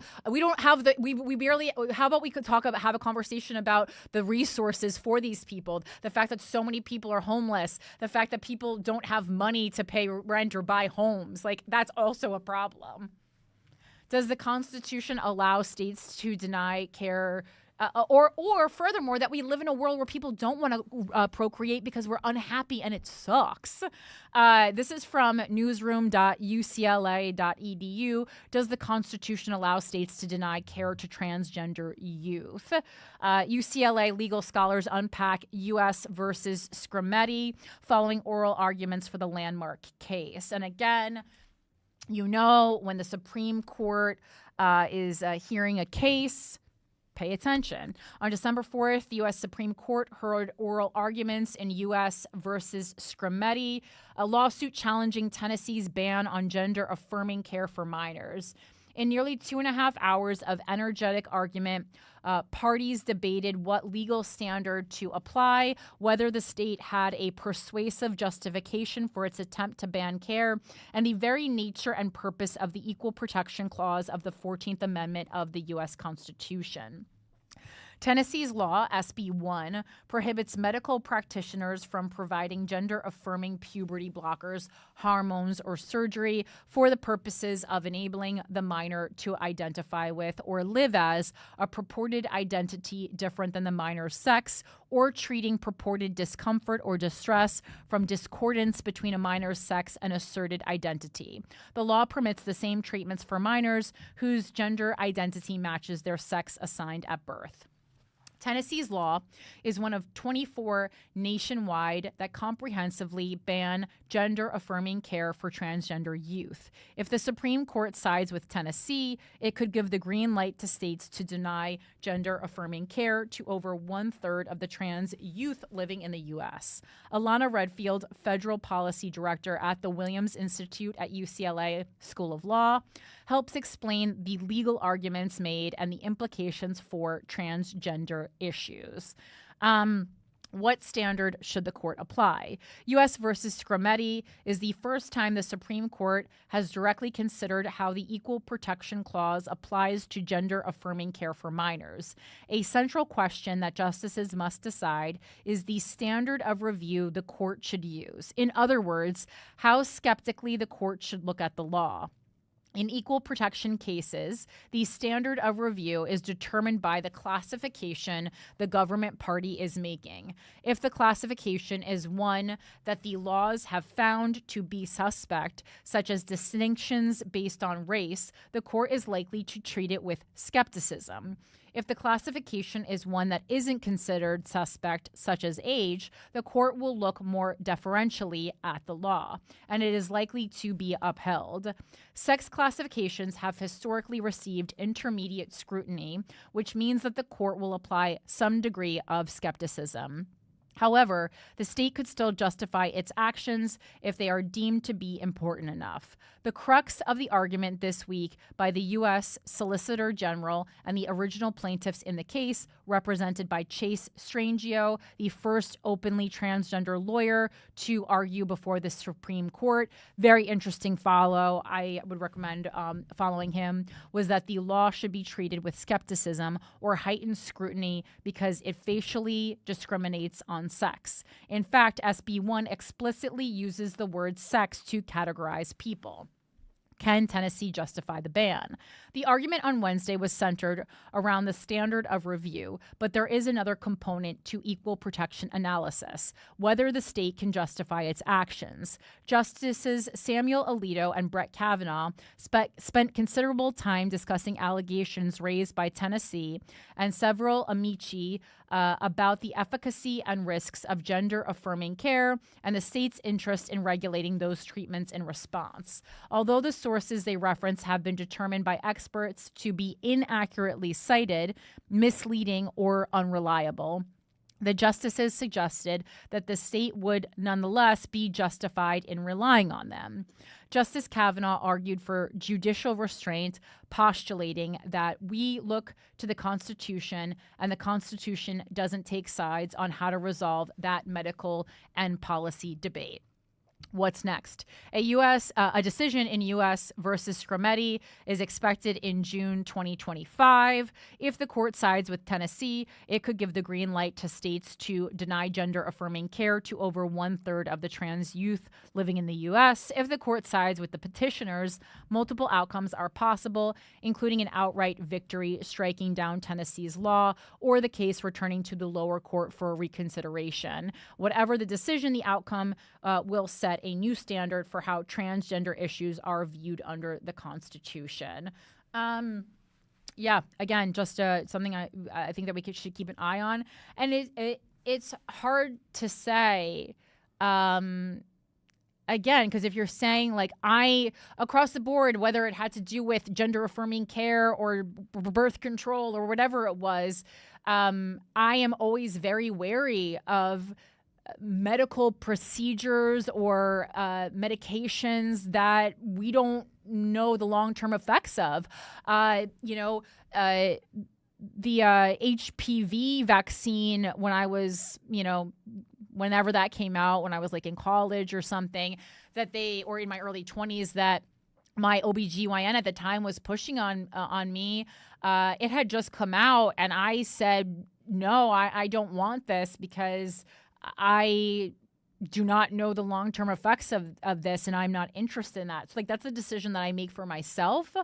Again, if my own child was experiencing gender dysphoria, I think the first thing that I would do, obviously, I have a conversation with them, hire a therapist who specialized in gender dysphoria, but I would also do other things before blocking puberty, like allowing them to dress in a way that reflected how they felt inside, like their gender expression. I would call them by, if they had a different chosen name, like those were things that I would play with first to kind of explore if living or even like if they were someone who born female and then felt like they should have been born male, I would say, like, why don't we play around with things like bandaging your breasts and just really living in this body and experiencing it and seeing if these types of things are healing the pain that you feel, which to me is saying then, the gender blockers could be good for you. But furthermore, I don't think it's just it's not just a conversation of whether or not these people, will ultimately want to transition in adulthood. But I think it's also a conversation of just the long-term effects on their health, on their physical health, right? Because we've made that, previously we kind of didn't talk about mental health at all. Now all we talk about is mental health, but physical health still exists. And it's almost this conversation now of like, we are unable to have medical and physical and mental health coexist because we've overcorrected in the other direction. And I think we see that reflected in how we talk about gender-affirming care and trans health care. And I also think that is a big part of this medically assisted suicide conversation. You know, this physical health versus mental health, when really for someone to thrive, those two things need to coexist, you know? All right, let's move on. God, there's so much to get to today, but I think we have to just fast forward. Let's to the main story. Let me quickly do a could be worse, just because internationally, I think the story with Assad in Syria is super important. Woo! Oh wow! Oh my God, that scared me. I'm sorry. Why is this your favorite story of the week? This is maybe my favorite geopolitical story ever. What to it about it speaks to you? It's just the only one that's ever been like, man, I can't put my finger on why the United States is doing this. But there must be a reason that we really need Assad out. Okay. All right. So this is from CNN. I love how excited you are, Michael. CNN goes into Syria's slaughterhouse prison as desperate families look for missing loved ones. So as Syrians rejoice across the country this week, many began the frantic search for missing loved ones who had been forcibly disappeared under Bashar al-Assad's brutal dictatorship, okay? Crowds have descended on the notorious Sedania prison, which had become synonymous with arbitrary detention, torture, and murder. Under the glaring sun, people poured toward the notorious facility north of Damascus as traffic stretched for miles, and some left their cars to walk the last stretch uphill past barbed wire fences and watchtowers. Again, another story that we've seen internationally a lot recently is people being imprisoned for doing things that really just seem like, taking a stance against a government that they don't agree with, but not, traitors, just literally people speaking out. And then you go, oh, you're in prison now, or you've gone missing. Just as Assad's palaces revealed the extent of the family's opulent wealth and that's not a new concept, but we've just seen a lot of it lately. Opulent wealth and luxurious lifestyle. His prisons have confirmed horrors that Syrians have known all too well over the past 5 decades. The Assad regime's notorious detention facilities were black holes where, as far back as the 1970s, anyone deemed an opponent disappeared. Sedania was one of the most infamous sites, known as the Slaughterhouse, where as many as 13,000 people were hanged between 2011 and 2015. Let me read that again. Where as many as 13,000 people were hanged between 2011 and 2015, according to Amnesty International. Unsurprisingly, it was one of the first locations rebels focused on as they swept toward Damascus in a lightning offensive. After rebel fighters toppled Assad on Sunday, sending the dictator fleeing to Russia, images resurfaced of Sedania prisoners being released, prompting many Syrians to flood social media seeking help to locate their loved ones. By Monday, many had taken matters into their own hands and surged into the prison, spurred on by rumors that thousands were still imprisoned in deeper levels of the facility, an underground area known as the Red Section. When CNN arrived on scene on Monday, a huge crowd was gathered outside and inside the prison. Cries of Allahu Akbar and bursts of celebratory gunfire rang through the air. One woman, Maysoon Labout, came from Daraa, the southern Syrian city that became the epicenter of anti-regime protests at the start of the Arab Spring, and experienced the full force of Assad's brutal response as he launched a crackdown that tipped the country into 13 years of civil war. Labout was looking for her 3 brothers and son-in-law. She was breathless and emotional as she spoke. The red section of the prison, they have been trying for days to reach it, she told CNN. There's no oxygen because the ventilation went out, and so in the end, all of them may die. For the sake of Allah, help them. A desperate search fueled by fear. Oh my God, this is so crazy. This was the rumor that spurred the crowds on Monday. The idea that somewhere buried inside Sedania was a warren of undiscovered holding cells packed with missing Syrians. But it's not clear if the area even exists, deepening fears that those deemed missing may never be found. The volunteer organization Syrian Civil Defense, also known as the White Helmets, deployed special teams to the prison who drilled and hammered through concrete on Monday. Rebel fighters shouted for people to be quiet so that the voices of any detainees trapped inside might be heard by the rescue workers. A hush fell over the crowd, and some got down on their knees as they waited for confirmation. A sniffer dog lent support, but no entrance was found. In a statement later Monday, the White Helmets said they'd found no evidence of undiscovered secret cells or basements or any unopened or hidden areas within the facility. They said the search for possible prisoners at the prison had ended and urged people on social media to avoid spreading misinformation. The Association of Detainees and the Missing in Sedania prison said all prisoners had been released by midday Sunday and that claims about detainees trapped underground were unfounded and inaccurate. Monir al-Fakir, a former Sedania detainee and a founding partner at ADMSP, told CNN the facility contains one underground level of cells, but he does not believe it likely that there are hidden layers below that. About 3,000 detainees had been released after the liberation of Damascus, he estimated. But the desperation of families combing through the prison on Monday, sifting through the vast trove of documents left behind, using cell phone flashlights in the darkness, reflects the agony of waiting for years with no clue what had happened to their loved ones within Sedania's cramped and dingy cells. One woman held up a photo of her brother taken 12 years ago, his fate unknown. He would be 42 by now, she said. He has 2 girls and a son he has never met. We just want to be sure if he's dead or alive, God knows, she said.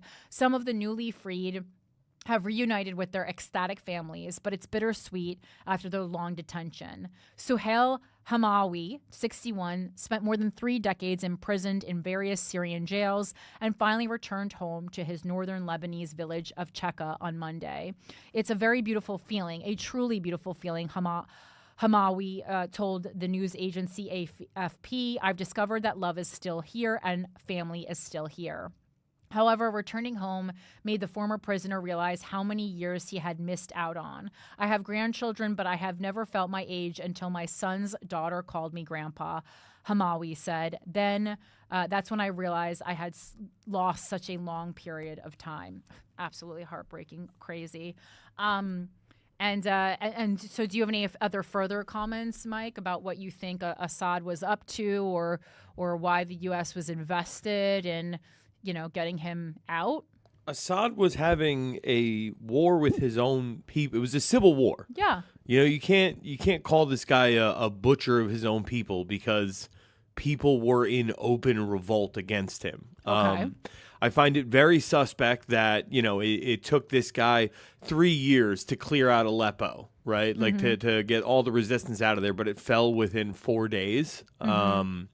The attack coming on Aleppo, literally the day that Israel signed a ceasefire agreement with Hezbollah, there's so many different factors where it's like, oh no, Israel is 100% being the aggressor. The United States is, giving Turkey and Israel the green light to go and carve up Syria as they see fit. Netanyahu was on the news bragging about, the fact that they retain the Golan Heights and that they are very happy that they still have that as a secure territory, because who knows what would have happened if they let it fall into the hands of the terrorists.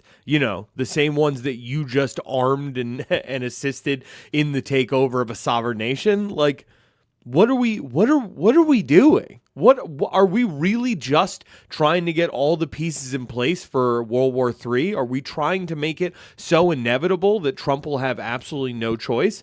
Because for the CIA or whoever greenlit this in the last couple weeks of Biden's administration, when full well the American people just voted for the anti-war party, to ratchet up tensions in the Ukraine, in Syria, in the Middle East as a whole.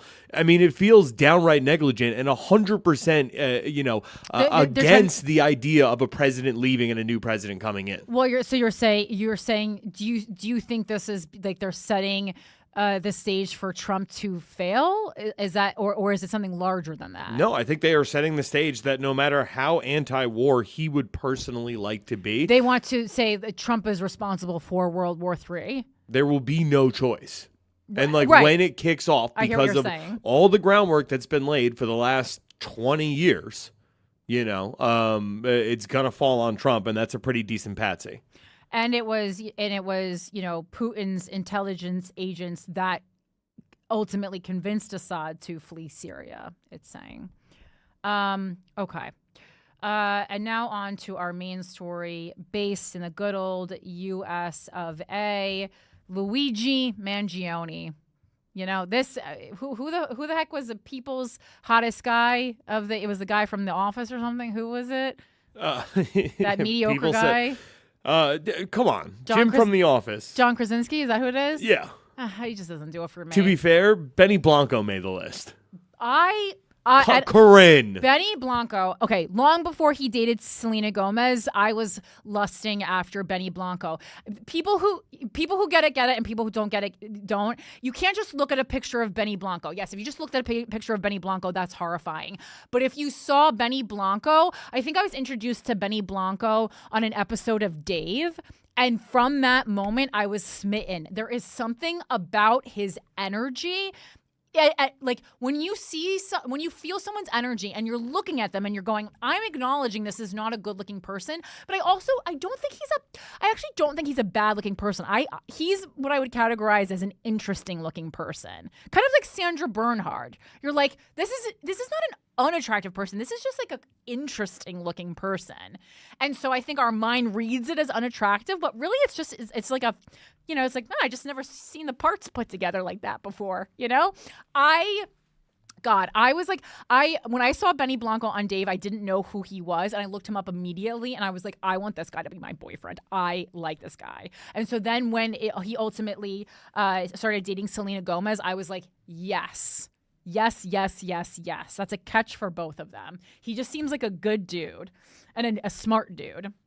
All right. So, main story, Luigi Mangione, the guy who has now been arrested for the killing of CEO of United Healthcare, Brian Thompson. First of all, I heard a lot of stuff about Brian Thompson in the past week because, as I said, it has really become a pretty bipartisan issue. Most people online agreeing that, okay, it sucks that this, father was gunned down, but is that any different than all the fathers who died because they were denied the proper health care coverage that would have given them life-saving treatments? Valid conversation to have.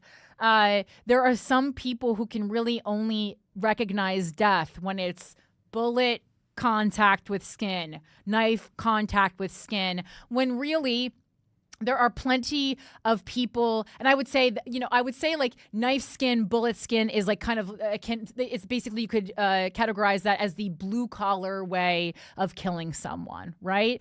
Whereas we don't see, and I think maybe now as a society we are seeing more clearly that the white collar way to kill people is by denying them health care, by isolating the world's wealth, letting people starve to death. It's just like you don't have to put a bullet through someone's back to kill them. There are many ways to kill people, and those white collar deaths have been happening quite legally for some time, and people are sick of it. All right. So on Megyn Kelly's whatever performance, podcast nonsense she's doing this day, she of course was against the killing of Brian Thompson, And she did make one valid point, though. And her valid point was that everyone is celebrating Luigi Mangione as like this Robin Hood, a man of the people, when in reality, Luigi Mangione comes from great wealth and privilege. Not just the fact that he's a straight white guy, good looking on top of that, which my feelings on being good looking is privilege in and of itself. And it's a level of privilege that we don't talk enough about as a society, the value of being attractive, even though we are met with it every day and we are sold products to make ourselves more attractive every day. So if you don't understand the privilege of being attractive, you ain't been paying attention.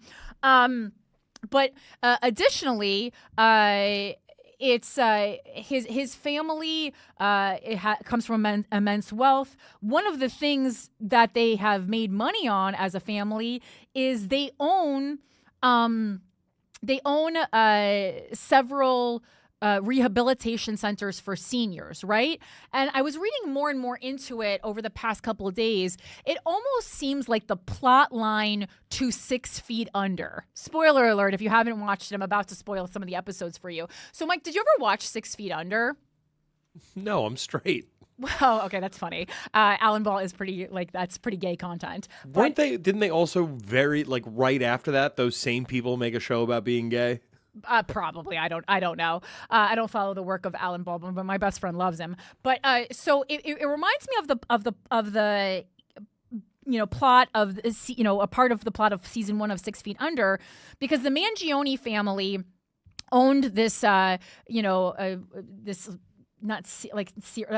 couple of these senior rehabilitation centers, and then basically this larger company was going around buying out all these smaller mom and pop senior rehabilitation centers in a way that they couldn't say no to being bought out, and if they did, this bigger company would put them out of business. So it really gave them no choice, and that's very similar to 6 Feet Under, because on 6 Feet Under, it's a mom and pop owned funeral home. And during season 1, this same exact thing happens, that an offer is made to buy out the funeral home. They don't want to sell it. It's a family business, or one of the brothers does, one of the brothers doesn't. But they basically give them no choice. They're going to, put up a competing funeral home across the street that's going to put them out of business anyway. And so, God, that reminded me of the plot so much, if you're familiar with 6 Feet Under.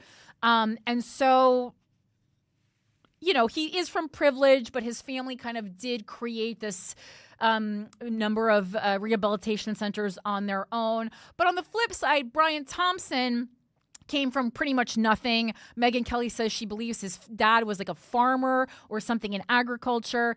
And although he was getting the paycheck of $10 million a year, which I think is disgusting, as people were denied health care, 90%, I believe, was the stat. 90% of claims were denied. He at least is self-made. But then you can also argue that Jeff Bezos was self-made, and people get angry because he was given like $250,000 from his parents to start Amazon. But there's a comic. Who is this comic?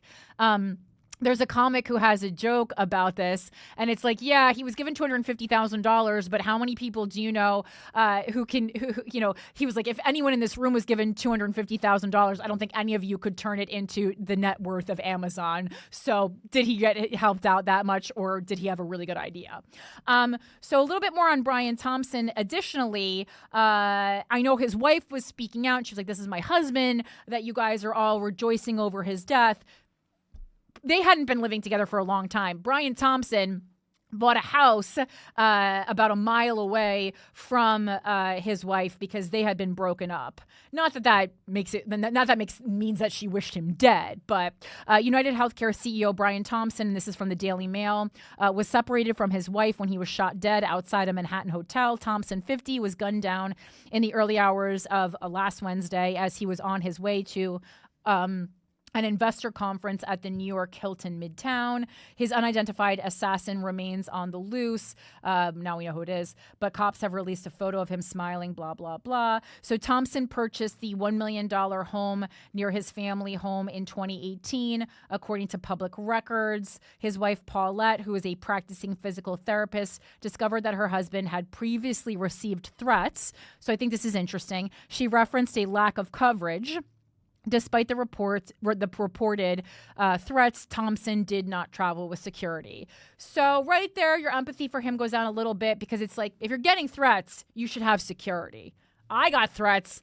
I got security. Okay? Like, you got to take these things seriously. And former FBI supervisor, and this is at the time, this is before we find Luigi Mangione, said the slaying was likely carried out over a personal vendetta against United Healthcare. D'Amico said simple Google searches would have been enough to yield enough information to allow the shooter to carry out the brazen targeted attack. Even a layman can find that there's so much on the internet now, and people put so much out there. All right, let's move on to more recent articles. I just thought that was interesting that she was kind of just like, the things you're saying about my husband, it's like, you guys were already separated. You obviously didn't like him either. You also cashed that check. You What? knew where that money was coming from, lady. Well,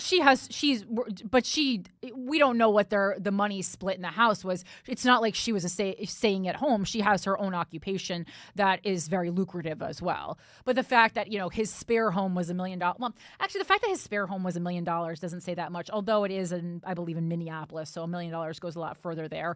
But again, No. But again, with the average home now costing almost $500,000, $1 million home isn't even that impressive anymore. My brother works in corporate security, and he said this has been like business is booming week. Good for him. I hope he is raking it in. All right, let me just let this load. New York Times, I love you, but I do not know why your articles take 57 hours to load. And I even try to let them load ahead of time, and it still takes time to load. Okay, so this is police say suspect's notebook described rationale for CEO killing, which I think we're all really interested in. It's targeted, precise, and doesn't risk innocence, said a sentence in a spiral notebook belonging to the man charged with murdering Thompson. Because initially, I don't know if you read the reports, his initial thought was that he was just going to bomb a huge portion of Manhattan, but then he realized that then innocent people would die as well, and he would not be doing exactly what he wanted to do, and in fact also harming people, as it seems he was angry at Brian Thompson for doing. Who's going to stop J.J. Lieberman from bombing over huge parts of Manhattan? Oh my God. J.J. Lieberman lives in Austin now. That's this is an inside joke about a comedian we both know. But you could, if you like pervert content, check out JJ Lieberman on Instagram. Luigi Mangione, who has been charged with the killing the chief executive of United Healthcare outside a company investors' day in Manhattan, was arrested with a notebook that detailed plans for the shooting, according to two law enforcement officials. The notebook described going to a conference and killing an executive, the officials said. What do? You whack the CEO at the annual parasitic bean counter convention. It's so bean for me. So he's just using bean as interchangeable with money. Because to me, I never heard that before. But I read this article and it just makes me think of clit. Whoa, for like real? Flick your bean. Okay, I thought you were gonna go with way more racist because like Mexican guys are. Oh, that didn't even cross my mind. No, bean counter is like that's a standard like euphemism for accountants and pencil pushers and the like. Oh, but is it like meaning money, like Jack and the Beanstalk? Yes. Okay. It's targeted, precise, and doesn't risk innocence. Was one passage written in the notebook, the officials said. I don't know if it was like Gen Z talk because he's 26, The shooting of the executive, Brian Thompson, occurred early December 4th as Mr. Thompson arrived on West 54th Street outside a Hilton hotel to prepare for the United Healthcare investors meeting. His assailant escaped on a bicycle and then disappeared. Police officials in New York were able to match Mr. Mangione's fingerprints to those on a water bottle and a Kind snack bar wrapper recovered near the crime scene, Commissioner Jessica Tisch said at a news conference earlier today.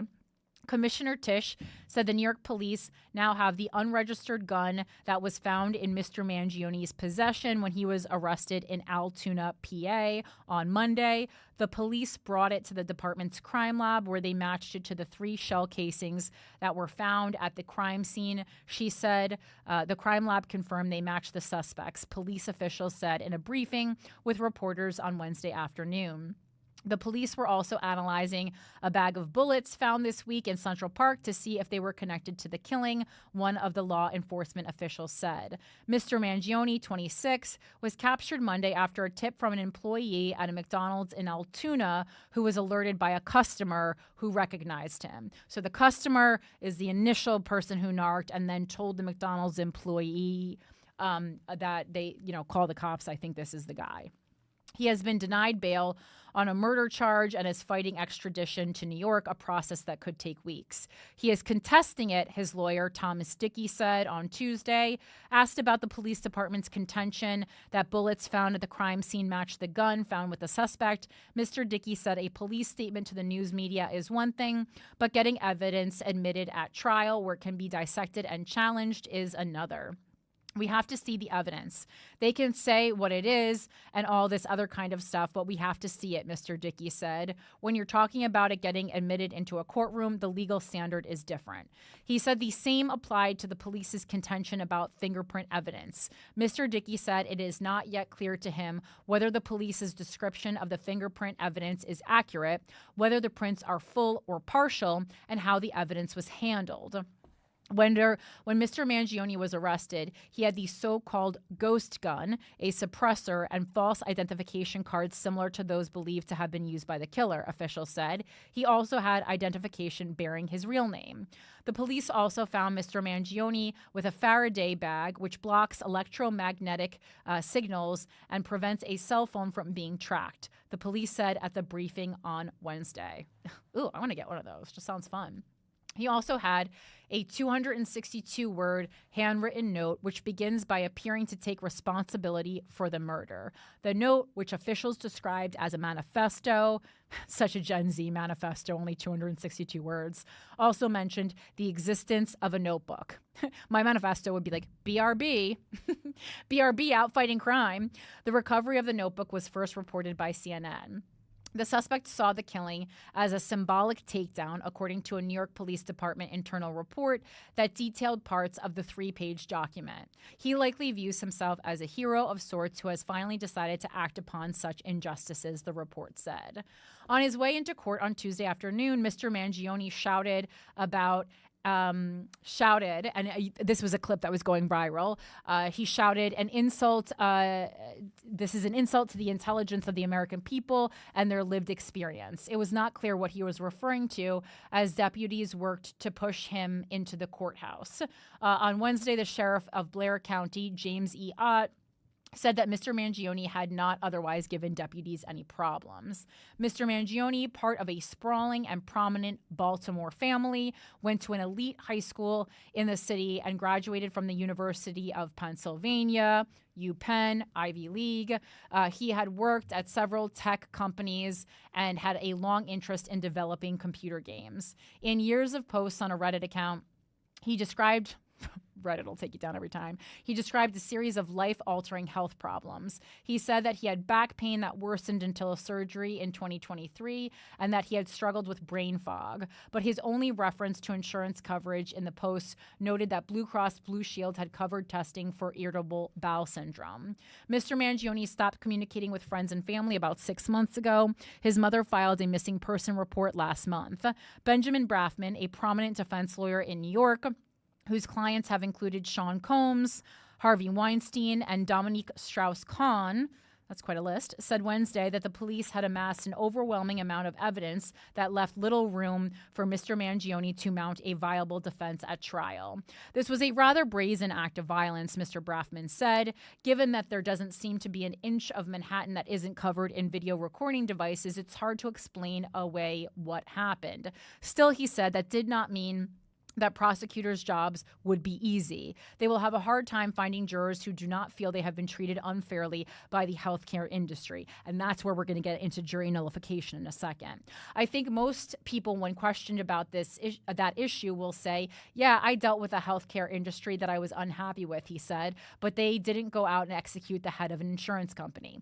I mean, if the people of America are smart, if you are called for jury duty for this case, and you are, I mean, obviously it's not like, I think anytime I've been called in for jury duty, they very vaguely like tell you what the case is about. So like you wouldn't know that it's the Mangione case, but like you could probably put two and two together. And then if you're smart and you want, quote, justice to be served, and you know, you can't, you know, you're not supposed to lie about how you feel. But I guess hypothetically, you could say that you've had only that you like the healthcare industry and you have no gripes against it. And then, you know, when you're on the jury, you could decide differently. Just an idea. Mr. Dickey urged Americans to keep an open mind about whether Mr. Mangione had committed the crime. I try to remind people of the presumption of innocence and how important it is and not to jump to conclusions, Mr. Dickey said. And this is going to be a hard trial, too, because the jury that is ultimately selected will have been inundated with so much press and so much media and so many articles before going into the courtroom that they're going to have a pretty strong bias. They're going to most likely have made up their mind before they enter that courtroom, which is obviously not what you want. That's not how justice is served. That's my biggest concern, is his ability to get a fair trial. And again, very similar to what happened with the Menendez brothers, but that was, you know, not in their favor. Police officials in New York City already concerned that the shooting might inspire other violence. People very worried about copycat have noted that numerous mock wanted posters with images of high-profile corporate executives had been posted along Manhattan sidewalks, which is, I didn't notice any of those firsthand. A video on social media showed 3 flyers with images of top executives. One of the flyers featured Mr. Thompson's face with an X over it, like we already got him, you know? The police department included some of the images in its internal report, which warned that people on social media were celebrating the shooting and encouraging more killings of executives. You know, I mean, I will say it does feel like a Luigi Mangione kind of broke the seal, as a drinker would say. The report mentioned an elevated threat facing executives in the near term and said there was a risk that a wide range of extremists may view Mangione as a martyr and an example to follow. I will say I also got an email from my insurance provider, Oscar, this week, who had previously warned us that healthcare costs would be going up like $200 monthly. It's like I pay $700 something now for literally the lowest level of Oscar, and it's going to be like $935 or something in 2025. And I did notice this afternoon that I received an email that was saying, but like we're going to do all of these things for you this year, like all these added perks, and like don't forget you have access to this and you have access to mental health care and this is all part of your plan. And I was like, okay, Oscar. Just hours after Mr. Mangione was arrested on Monday at the McDonald's, a young woman was standing outside holding a sign that said, "Corrupt insurance CEOs have got to go." That could have been cuter. Okay. So that is. Did you hear the girl from McDonald's? No. Will not be getting the $50,000 FBI reward? No. Okay. So wait, the worker or the customer? Either one. Okay. I don't know, because was the customer a man or a woman? I don't know. Yeah. That is so interesting though, because that is what everyone, as soon as the employee narked him, everyone was saying, this person's never going to see this 50 grand. Where did you see that revelation? So the way it worked was the FBI had a $50,000 reward for any information that led to the arrest of a shooter. And didn't the NYPD have like a 10K one? NYPD had 10K. Yeah. Not getting that either. Not why? Because the stipulation was for that 50 grand, you need to call the FBI directly. For the 10 grand, you need to call Crime Stoppers directly. Though she didn't read the fine print. Called 911 like a dummy. like a dumb snitch dummy, Oh, and she lost 60 grand. Oh my God! So she would. So wait. So she would have had to call the FBI and then hang up the phone and then call Crime Stoppers. Yeah, I guess. Guys, if you're gonna be a narc, read the fine print. Oh my God, that is. I would say it's heartbreaking, but I guess like. Because like I think like if anyone was gonna narc, we would hope that it was a McDonald's employee that was gonna narc, like someone who could really use the money, right? But damn, and that's exactly what everyone online said. You said this is what happens. It's so funny because this is a murder, this is an assassination that has to do with that we cannot trust. We cannot trust these corporations, these larger things that are ruling us. And the McDonald's employee obviously did not heed that warning. And she said, you know what? I'm going to call the authorities, and they fucked you over too, lady. Goddamn.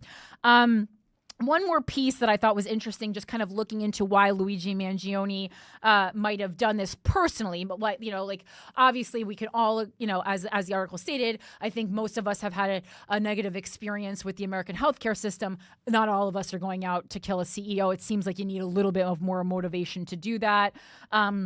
Luigi Mangione did seem to like some, people who had alternative methods, as we saw on his Goodreads list before that was made private. He had read Ted Kaczynski's book and given it 4 stars and kind of written a pretty glowing review of it. Luigi Mangione, this is from Newsweek, and the title of the article is Luigi Mangione couldn't be physically intimate due to back pain, friend. And it says that... That's no friend. Well, it said Luigi Mangione... Well, no, I think this friend is like, listen, I know the men, at least, of America will be sympathetic to this. Luigi Mangione was apparently unable to be physically intimate or have relationships due to his back pain, according to a friend. R.J. Martin, who lived with Mangione in Honolulu, told the New York Times that Mangione had confided in him about his lack of a personal relationship, telling the newspaper that it wasn't possible to date or to have physical intimacy because of his back condition. Newsweek has reached out to Mangione's attorney outside of normal working hours via email for comment. Martin is the founder of a co-living community in Honolulu called Surf Break. Mangione had interviewed to be among the 20 initial occupants of the community. And Martin told the New York Times that when he met Mangione in 2022, he was a smart, accomplished, and upbeat engineer who had gone to Honolulu to work remotely. Mangione, 26, who was arrested, blah, blah, blah. And then... Martin told the New York Times that when Mangione had moved into their Honolulu space, he mentioned the back issues he was suffering and said that he was hoping to get as healthy as he could in advance of a major operation. He said Mangione's spine was kind of misaligned. He said his lower vertebrae were almost like a half an inch off, and I think it pinched a nerve. Sometimes he'd be doing well, and other times not. During his time in Honolulu, Mangione's back pain was so debilitating that he could not surf. I mean, that's I would say that was just so debilitating, and then I would have said period there. I wouldn't say it was so debilitating that he couldn't surf. Oh, he moved to Hawaii to join a surfing community and couldn't surf. Yeah. That's pertinent. It is pertinent, but like... Also, this dude wasn't getting no pussy. But it's also crazy. But it's also kind of like, okay, well, we're seeing Megyn Kelly's point a little bit here, right? And how to switch out his mattress. Oh, that seems... like one hard day, It was after this that Mangione told Martin about his intimacy issues. I remember him telling me that, and my heart just breaks, Martin said. Oh, man, nothing will tug at a man's heartstrings than not getting fucked. Martin confirmed that Mangione had undergone spinal surgery back in 2023. When he texted to ask him how it went, Mangione responded, long story, without elaborating further. The two texted in April and discussed catching up on the phone, but never did. Martins has said that he hasn't heard from Mangione since then. Following Mangione's arrest, online observers are looking to find a motive in the killing and whether his reported back pain played a role in the killing. Shortly after his identity was revealed by law enforcement, observers flocked to Mangione's social media. Before his arrest, many online had viewed the killing as an expression of anger at the healthcare system in America and at insurance companies. And it says here, a Goodreads account, which belonged to Mangione, showed at least 6 books related to back pain on his shelf. On X, Mangione's profile includes the image of an X-ray of a spine with hardware in it, likely from some sort of fusion. It is not clear if the image is of Mangione's spine. And then to round out the show, I just want to talk about jury nullification.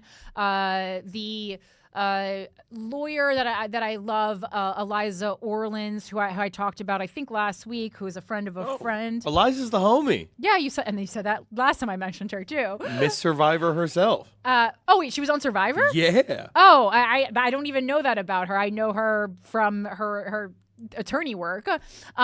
Isn't she also a politician of some kind? Is she? I thought she was just. No, I think she was the DA of New York or something. Oh, okay, possibly. It's hard. It's hard when you only know someone from like what their content is. Okay, she was the candidate for Manhattan DA in 2021. Yeah, that's right. She came on the show to run. She came on Notes of a Goon to run her campaign by us. Yeah, and did not win, unfortunately. And she's been a New York City public defender since 2009. And so, yeah, she put this really interesting piece up today, an IG reel, and you can follow her at Orlins, EORLINS. Highly recommend. About jury nullification, and it, you know. It's and so just in short, what jury nullification is, also known in the UK as jury equity or a perverse verdict, is when the jury in a criminal trial gives a verdict of not guilty, even though they think a defendant has broken the law. The jury's reasons may include the belief that the law itself is unjust, that the prosecutor has misapplied the law in the defendant's case, that the punishment for breaking the law is too harsh, or general frustrations with the criminal justice system. Some juries have also refused to convict due to their own prejudices in favor of the defendant. Such verdicts are possible because a jury has an absolute right to return any verdict it chooses. Nullification is not an official part of criminal procedure, but is the logical consequence of 2 rules governing the systems in which it exists. Number 1, jurors cannot be punished for passing an incorrect verdict. And 2, in many jurisdictions, a defendant who is acquitted cannot be tried a second time for the same offense. A jury verdict that is contrary to the letter of the law pertains only to the particular case before it. However, if a pattern of acquittals develops in response to repeated attempts to prosecute a particular offense, this can have the de facto effect of invalidating the law. Such a pattern may indicate public opposition to an unwanted legislative enactment. It may also happen that a jury convicts a defendant even if no law was broken, although such a conviction may be overturned on appeal. Nullification can also occur in civil trials, unlike in criminal trials. If the jury renders a not liable verdict that is clearly at odds with the evidence, the judge can issue a judgment notwithstanding the verdict or order a new trial. With that being said, the minute Eliza, I didn't even finish watching the video, and as soon as she started to describe what jury nullification was, I go, well, I don't know if she's trying to give us a wink about her thoughts on the Luigi Mangione case, or if this is just purely coincidental. But to me, this really says this is something that could possibly go down with this Luigi Mangione trial, especially after seeing, again, the almost the fluidity with which people responded to this killing. So those are my thoughts for today. She has I'm just watching the rest of it. I'm like, she has to make the connection to Luigi Mangione, does she? Unless she thinks it's gonna, it would jeopardize her own career in some way. Because again, I just some of these things I just see when I'm out the door and I'm like, wow, this is absolutely so. Yeah, stand up against the law. Okay. Anyway, that being said, jury nullification, something new that you learned today.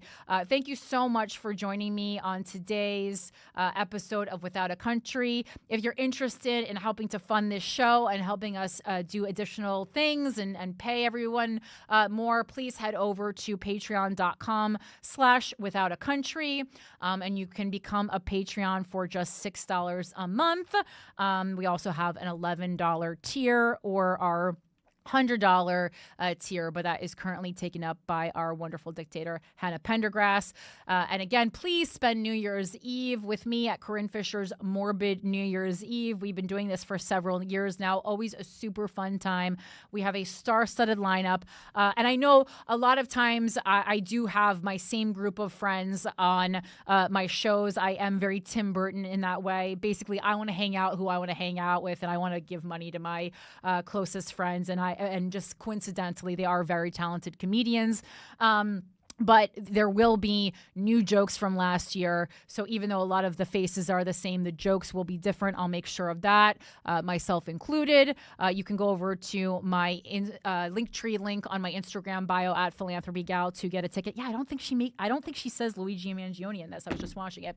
But it's definitely a wink, wink, I think. She's a very smart lady. There's no way that she didn't see the connection there. And then, if you want to spend New Year's, it's a 6 p.m. show again on New Year's Eve, and the perfect way to pregame and start the night. Follow me on social media at Philanthropy Gal. Follow Mike at Them Harrington. Thank you so much for being a part of this show. If you want to email me, it's withoutacountrypodcast@gmail.com.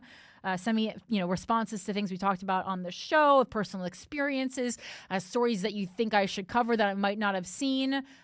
Keep seeking the truth wherever you find it and having conversations with people you disagree with. I appreciate you so much. Have a wonderful week. Peace.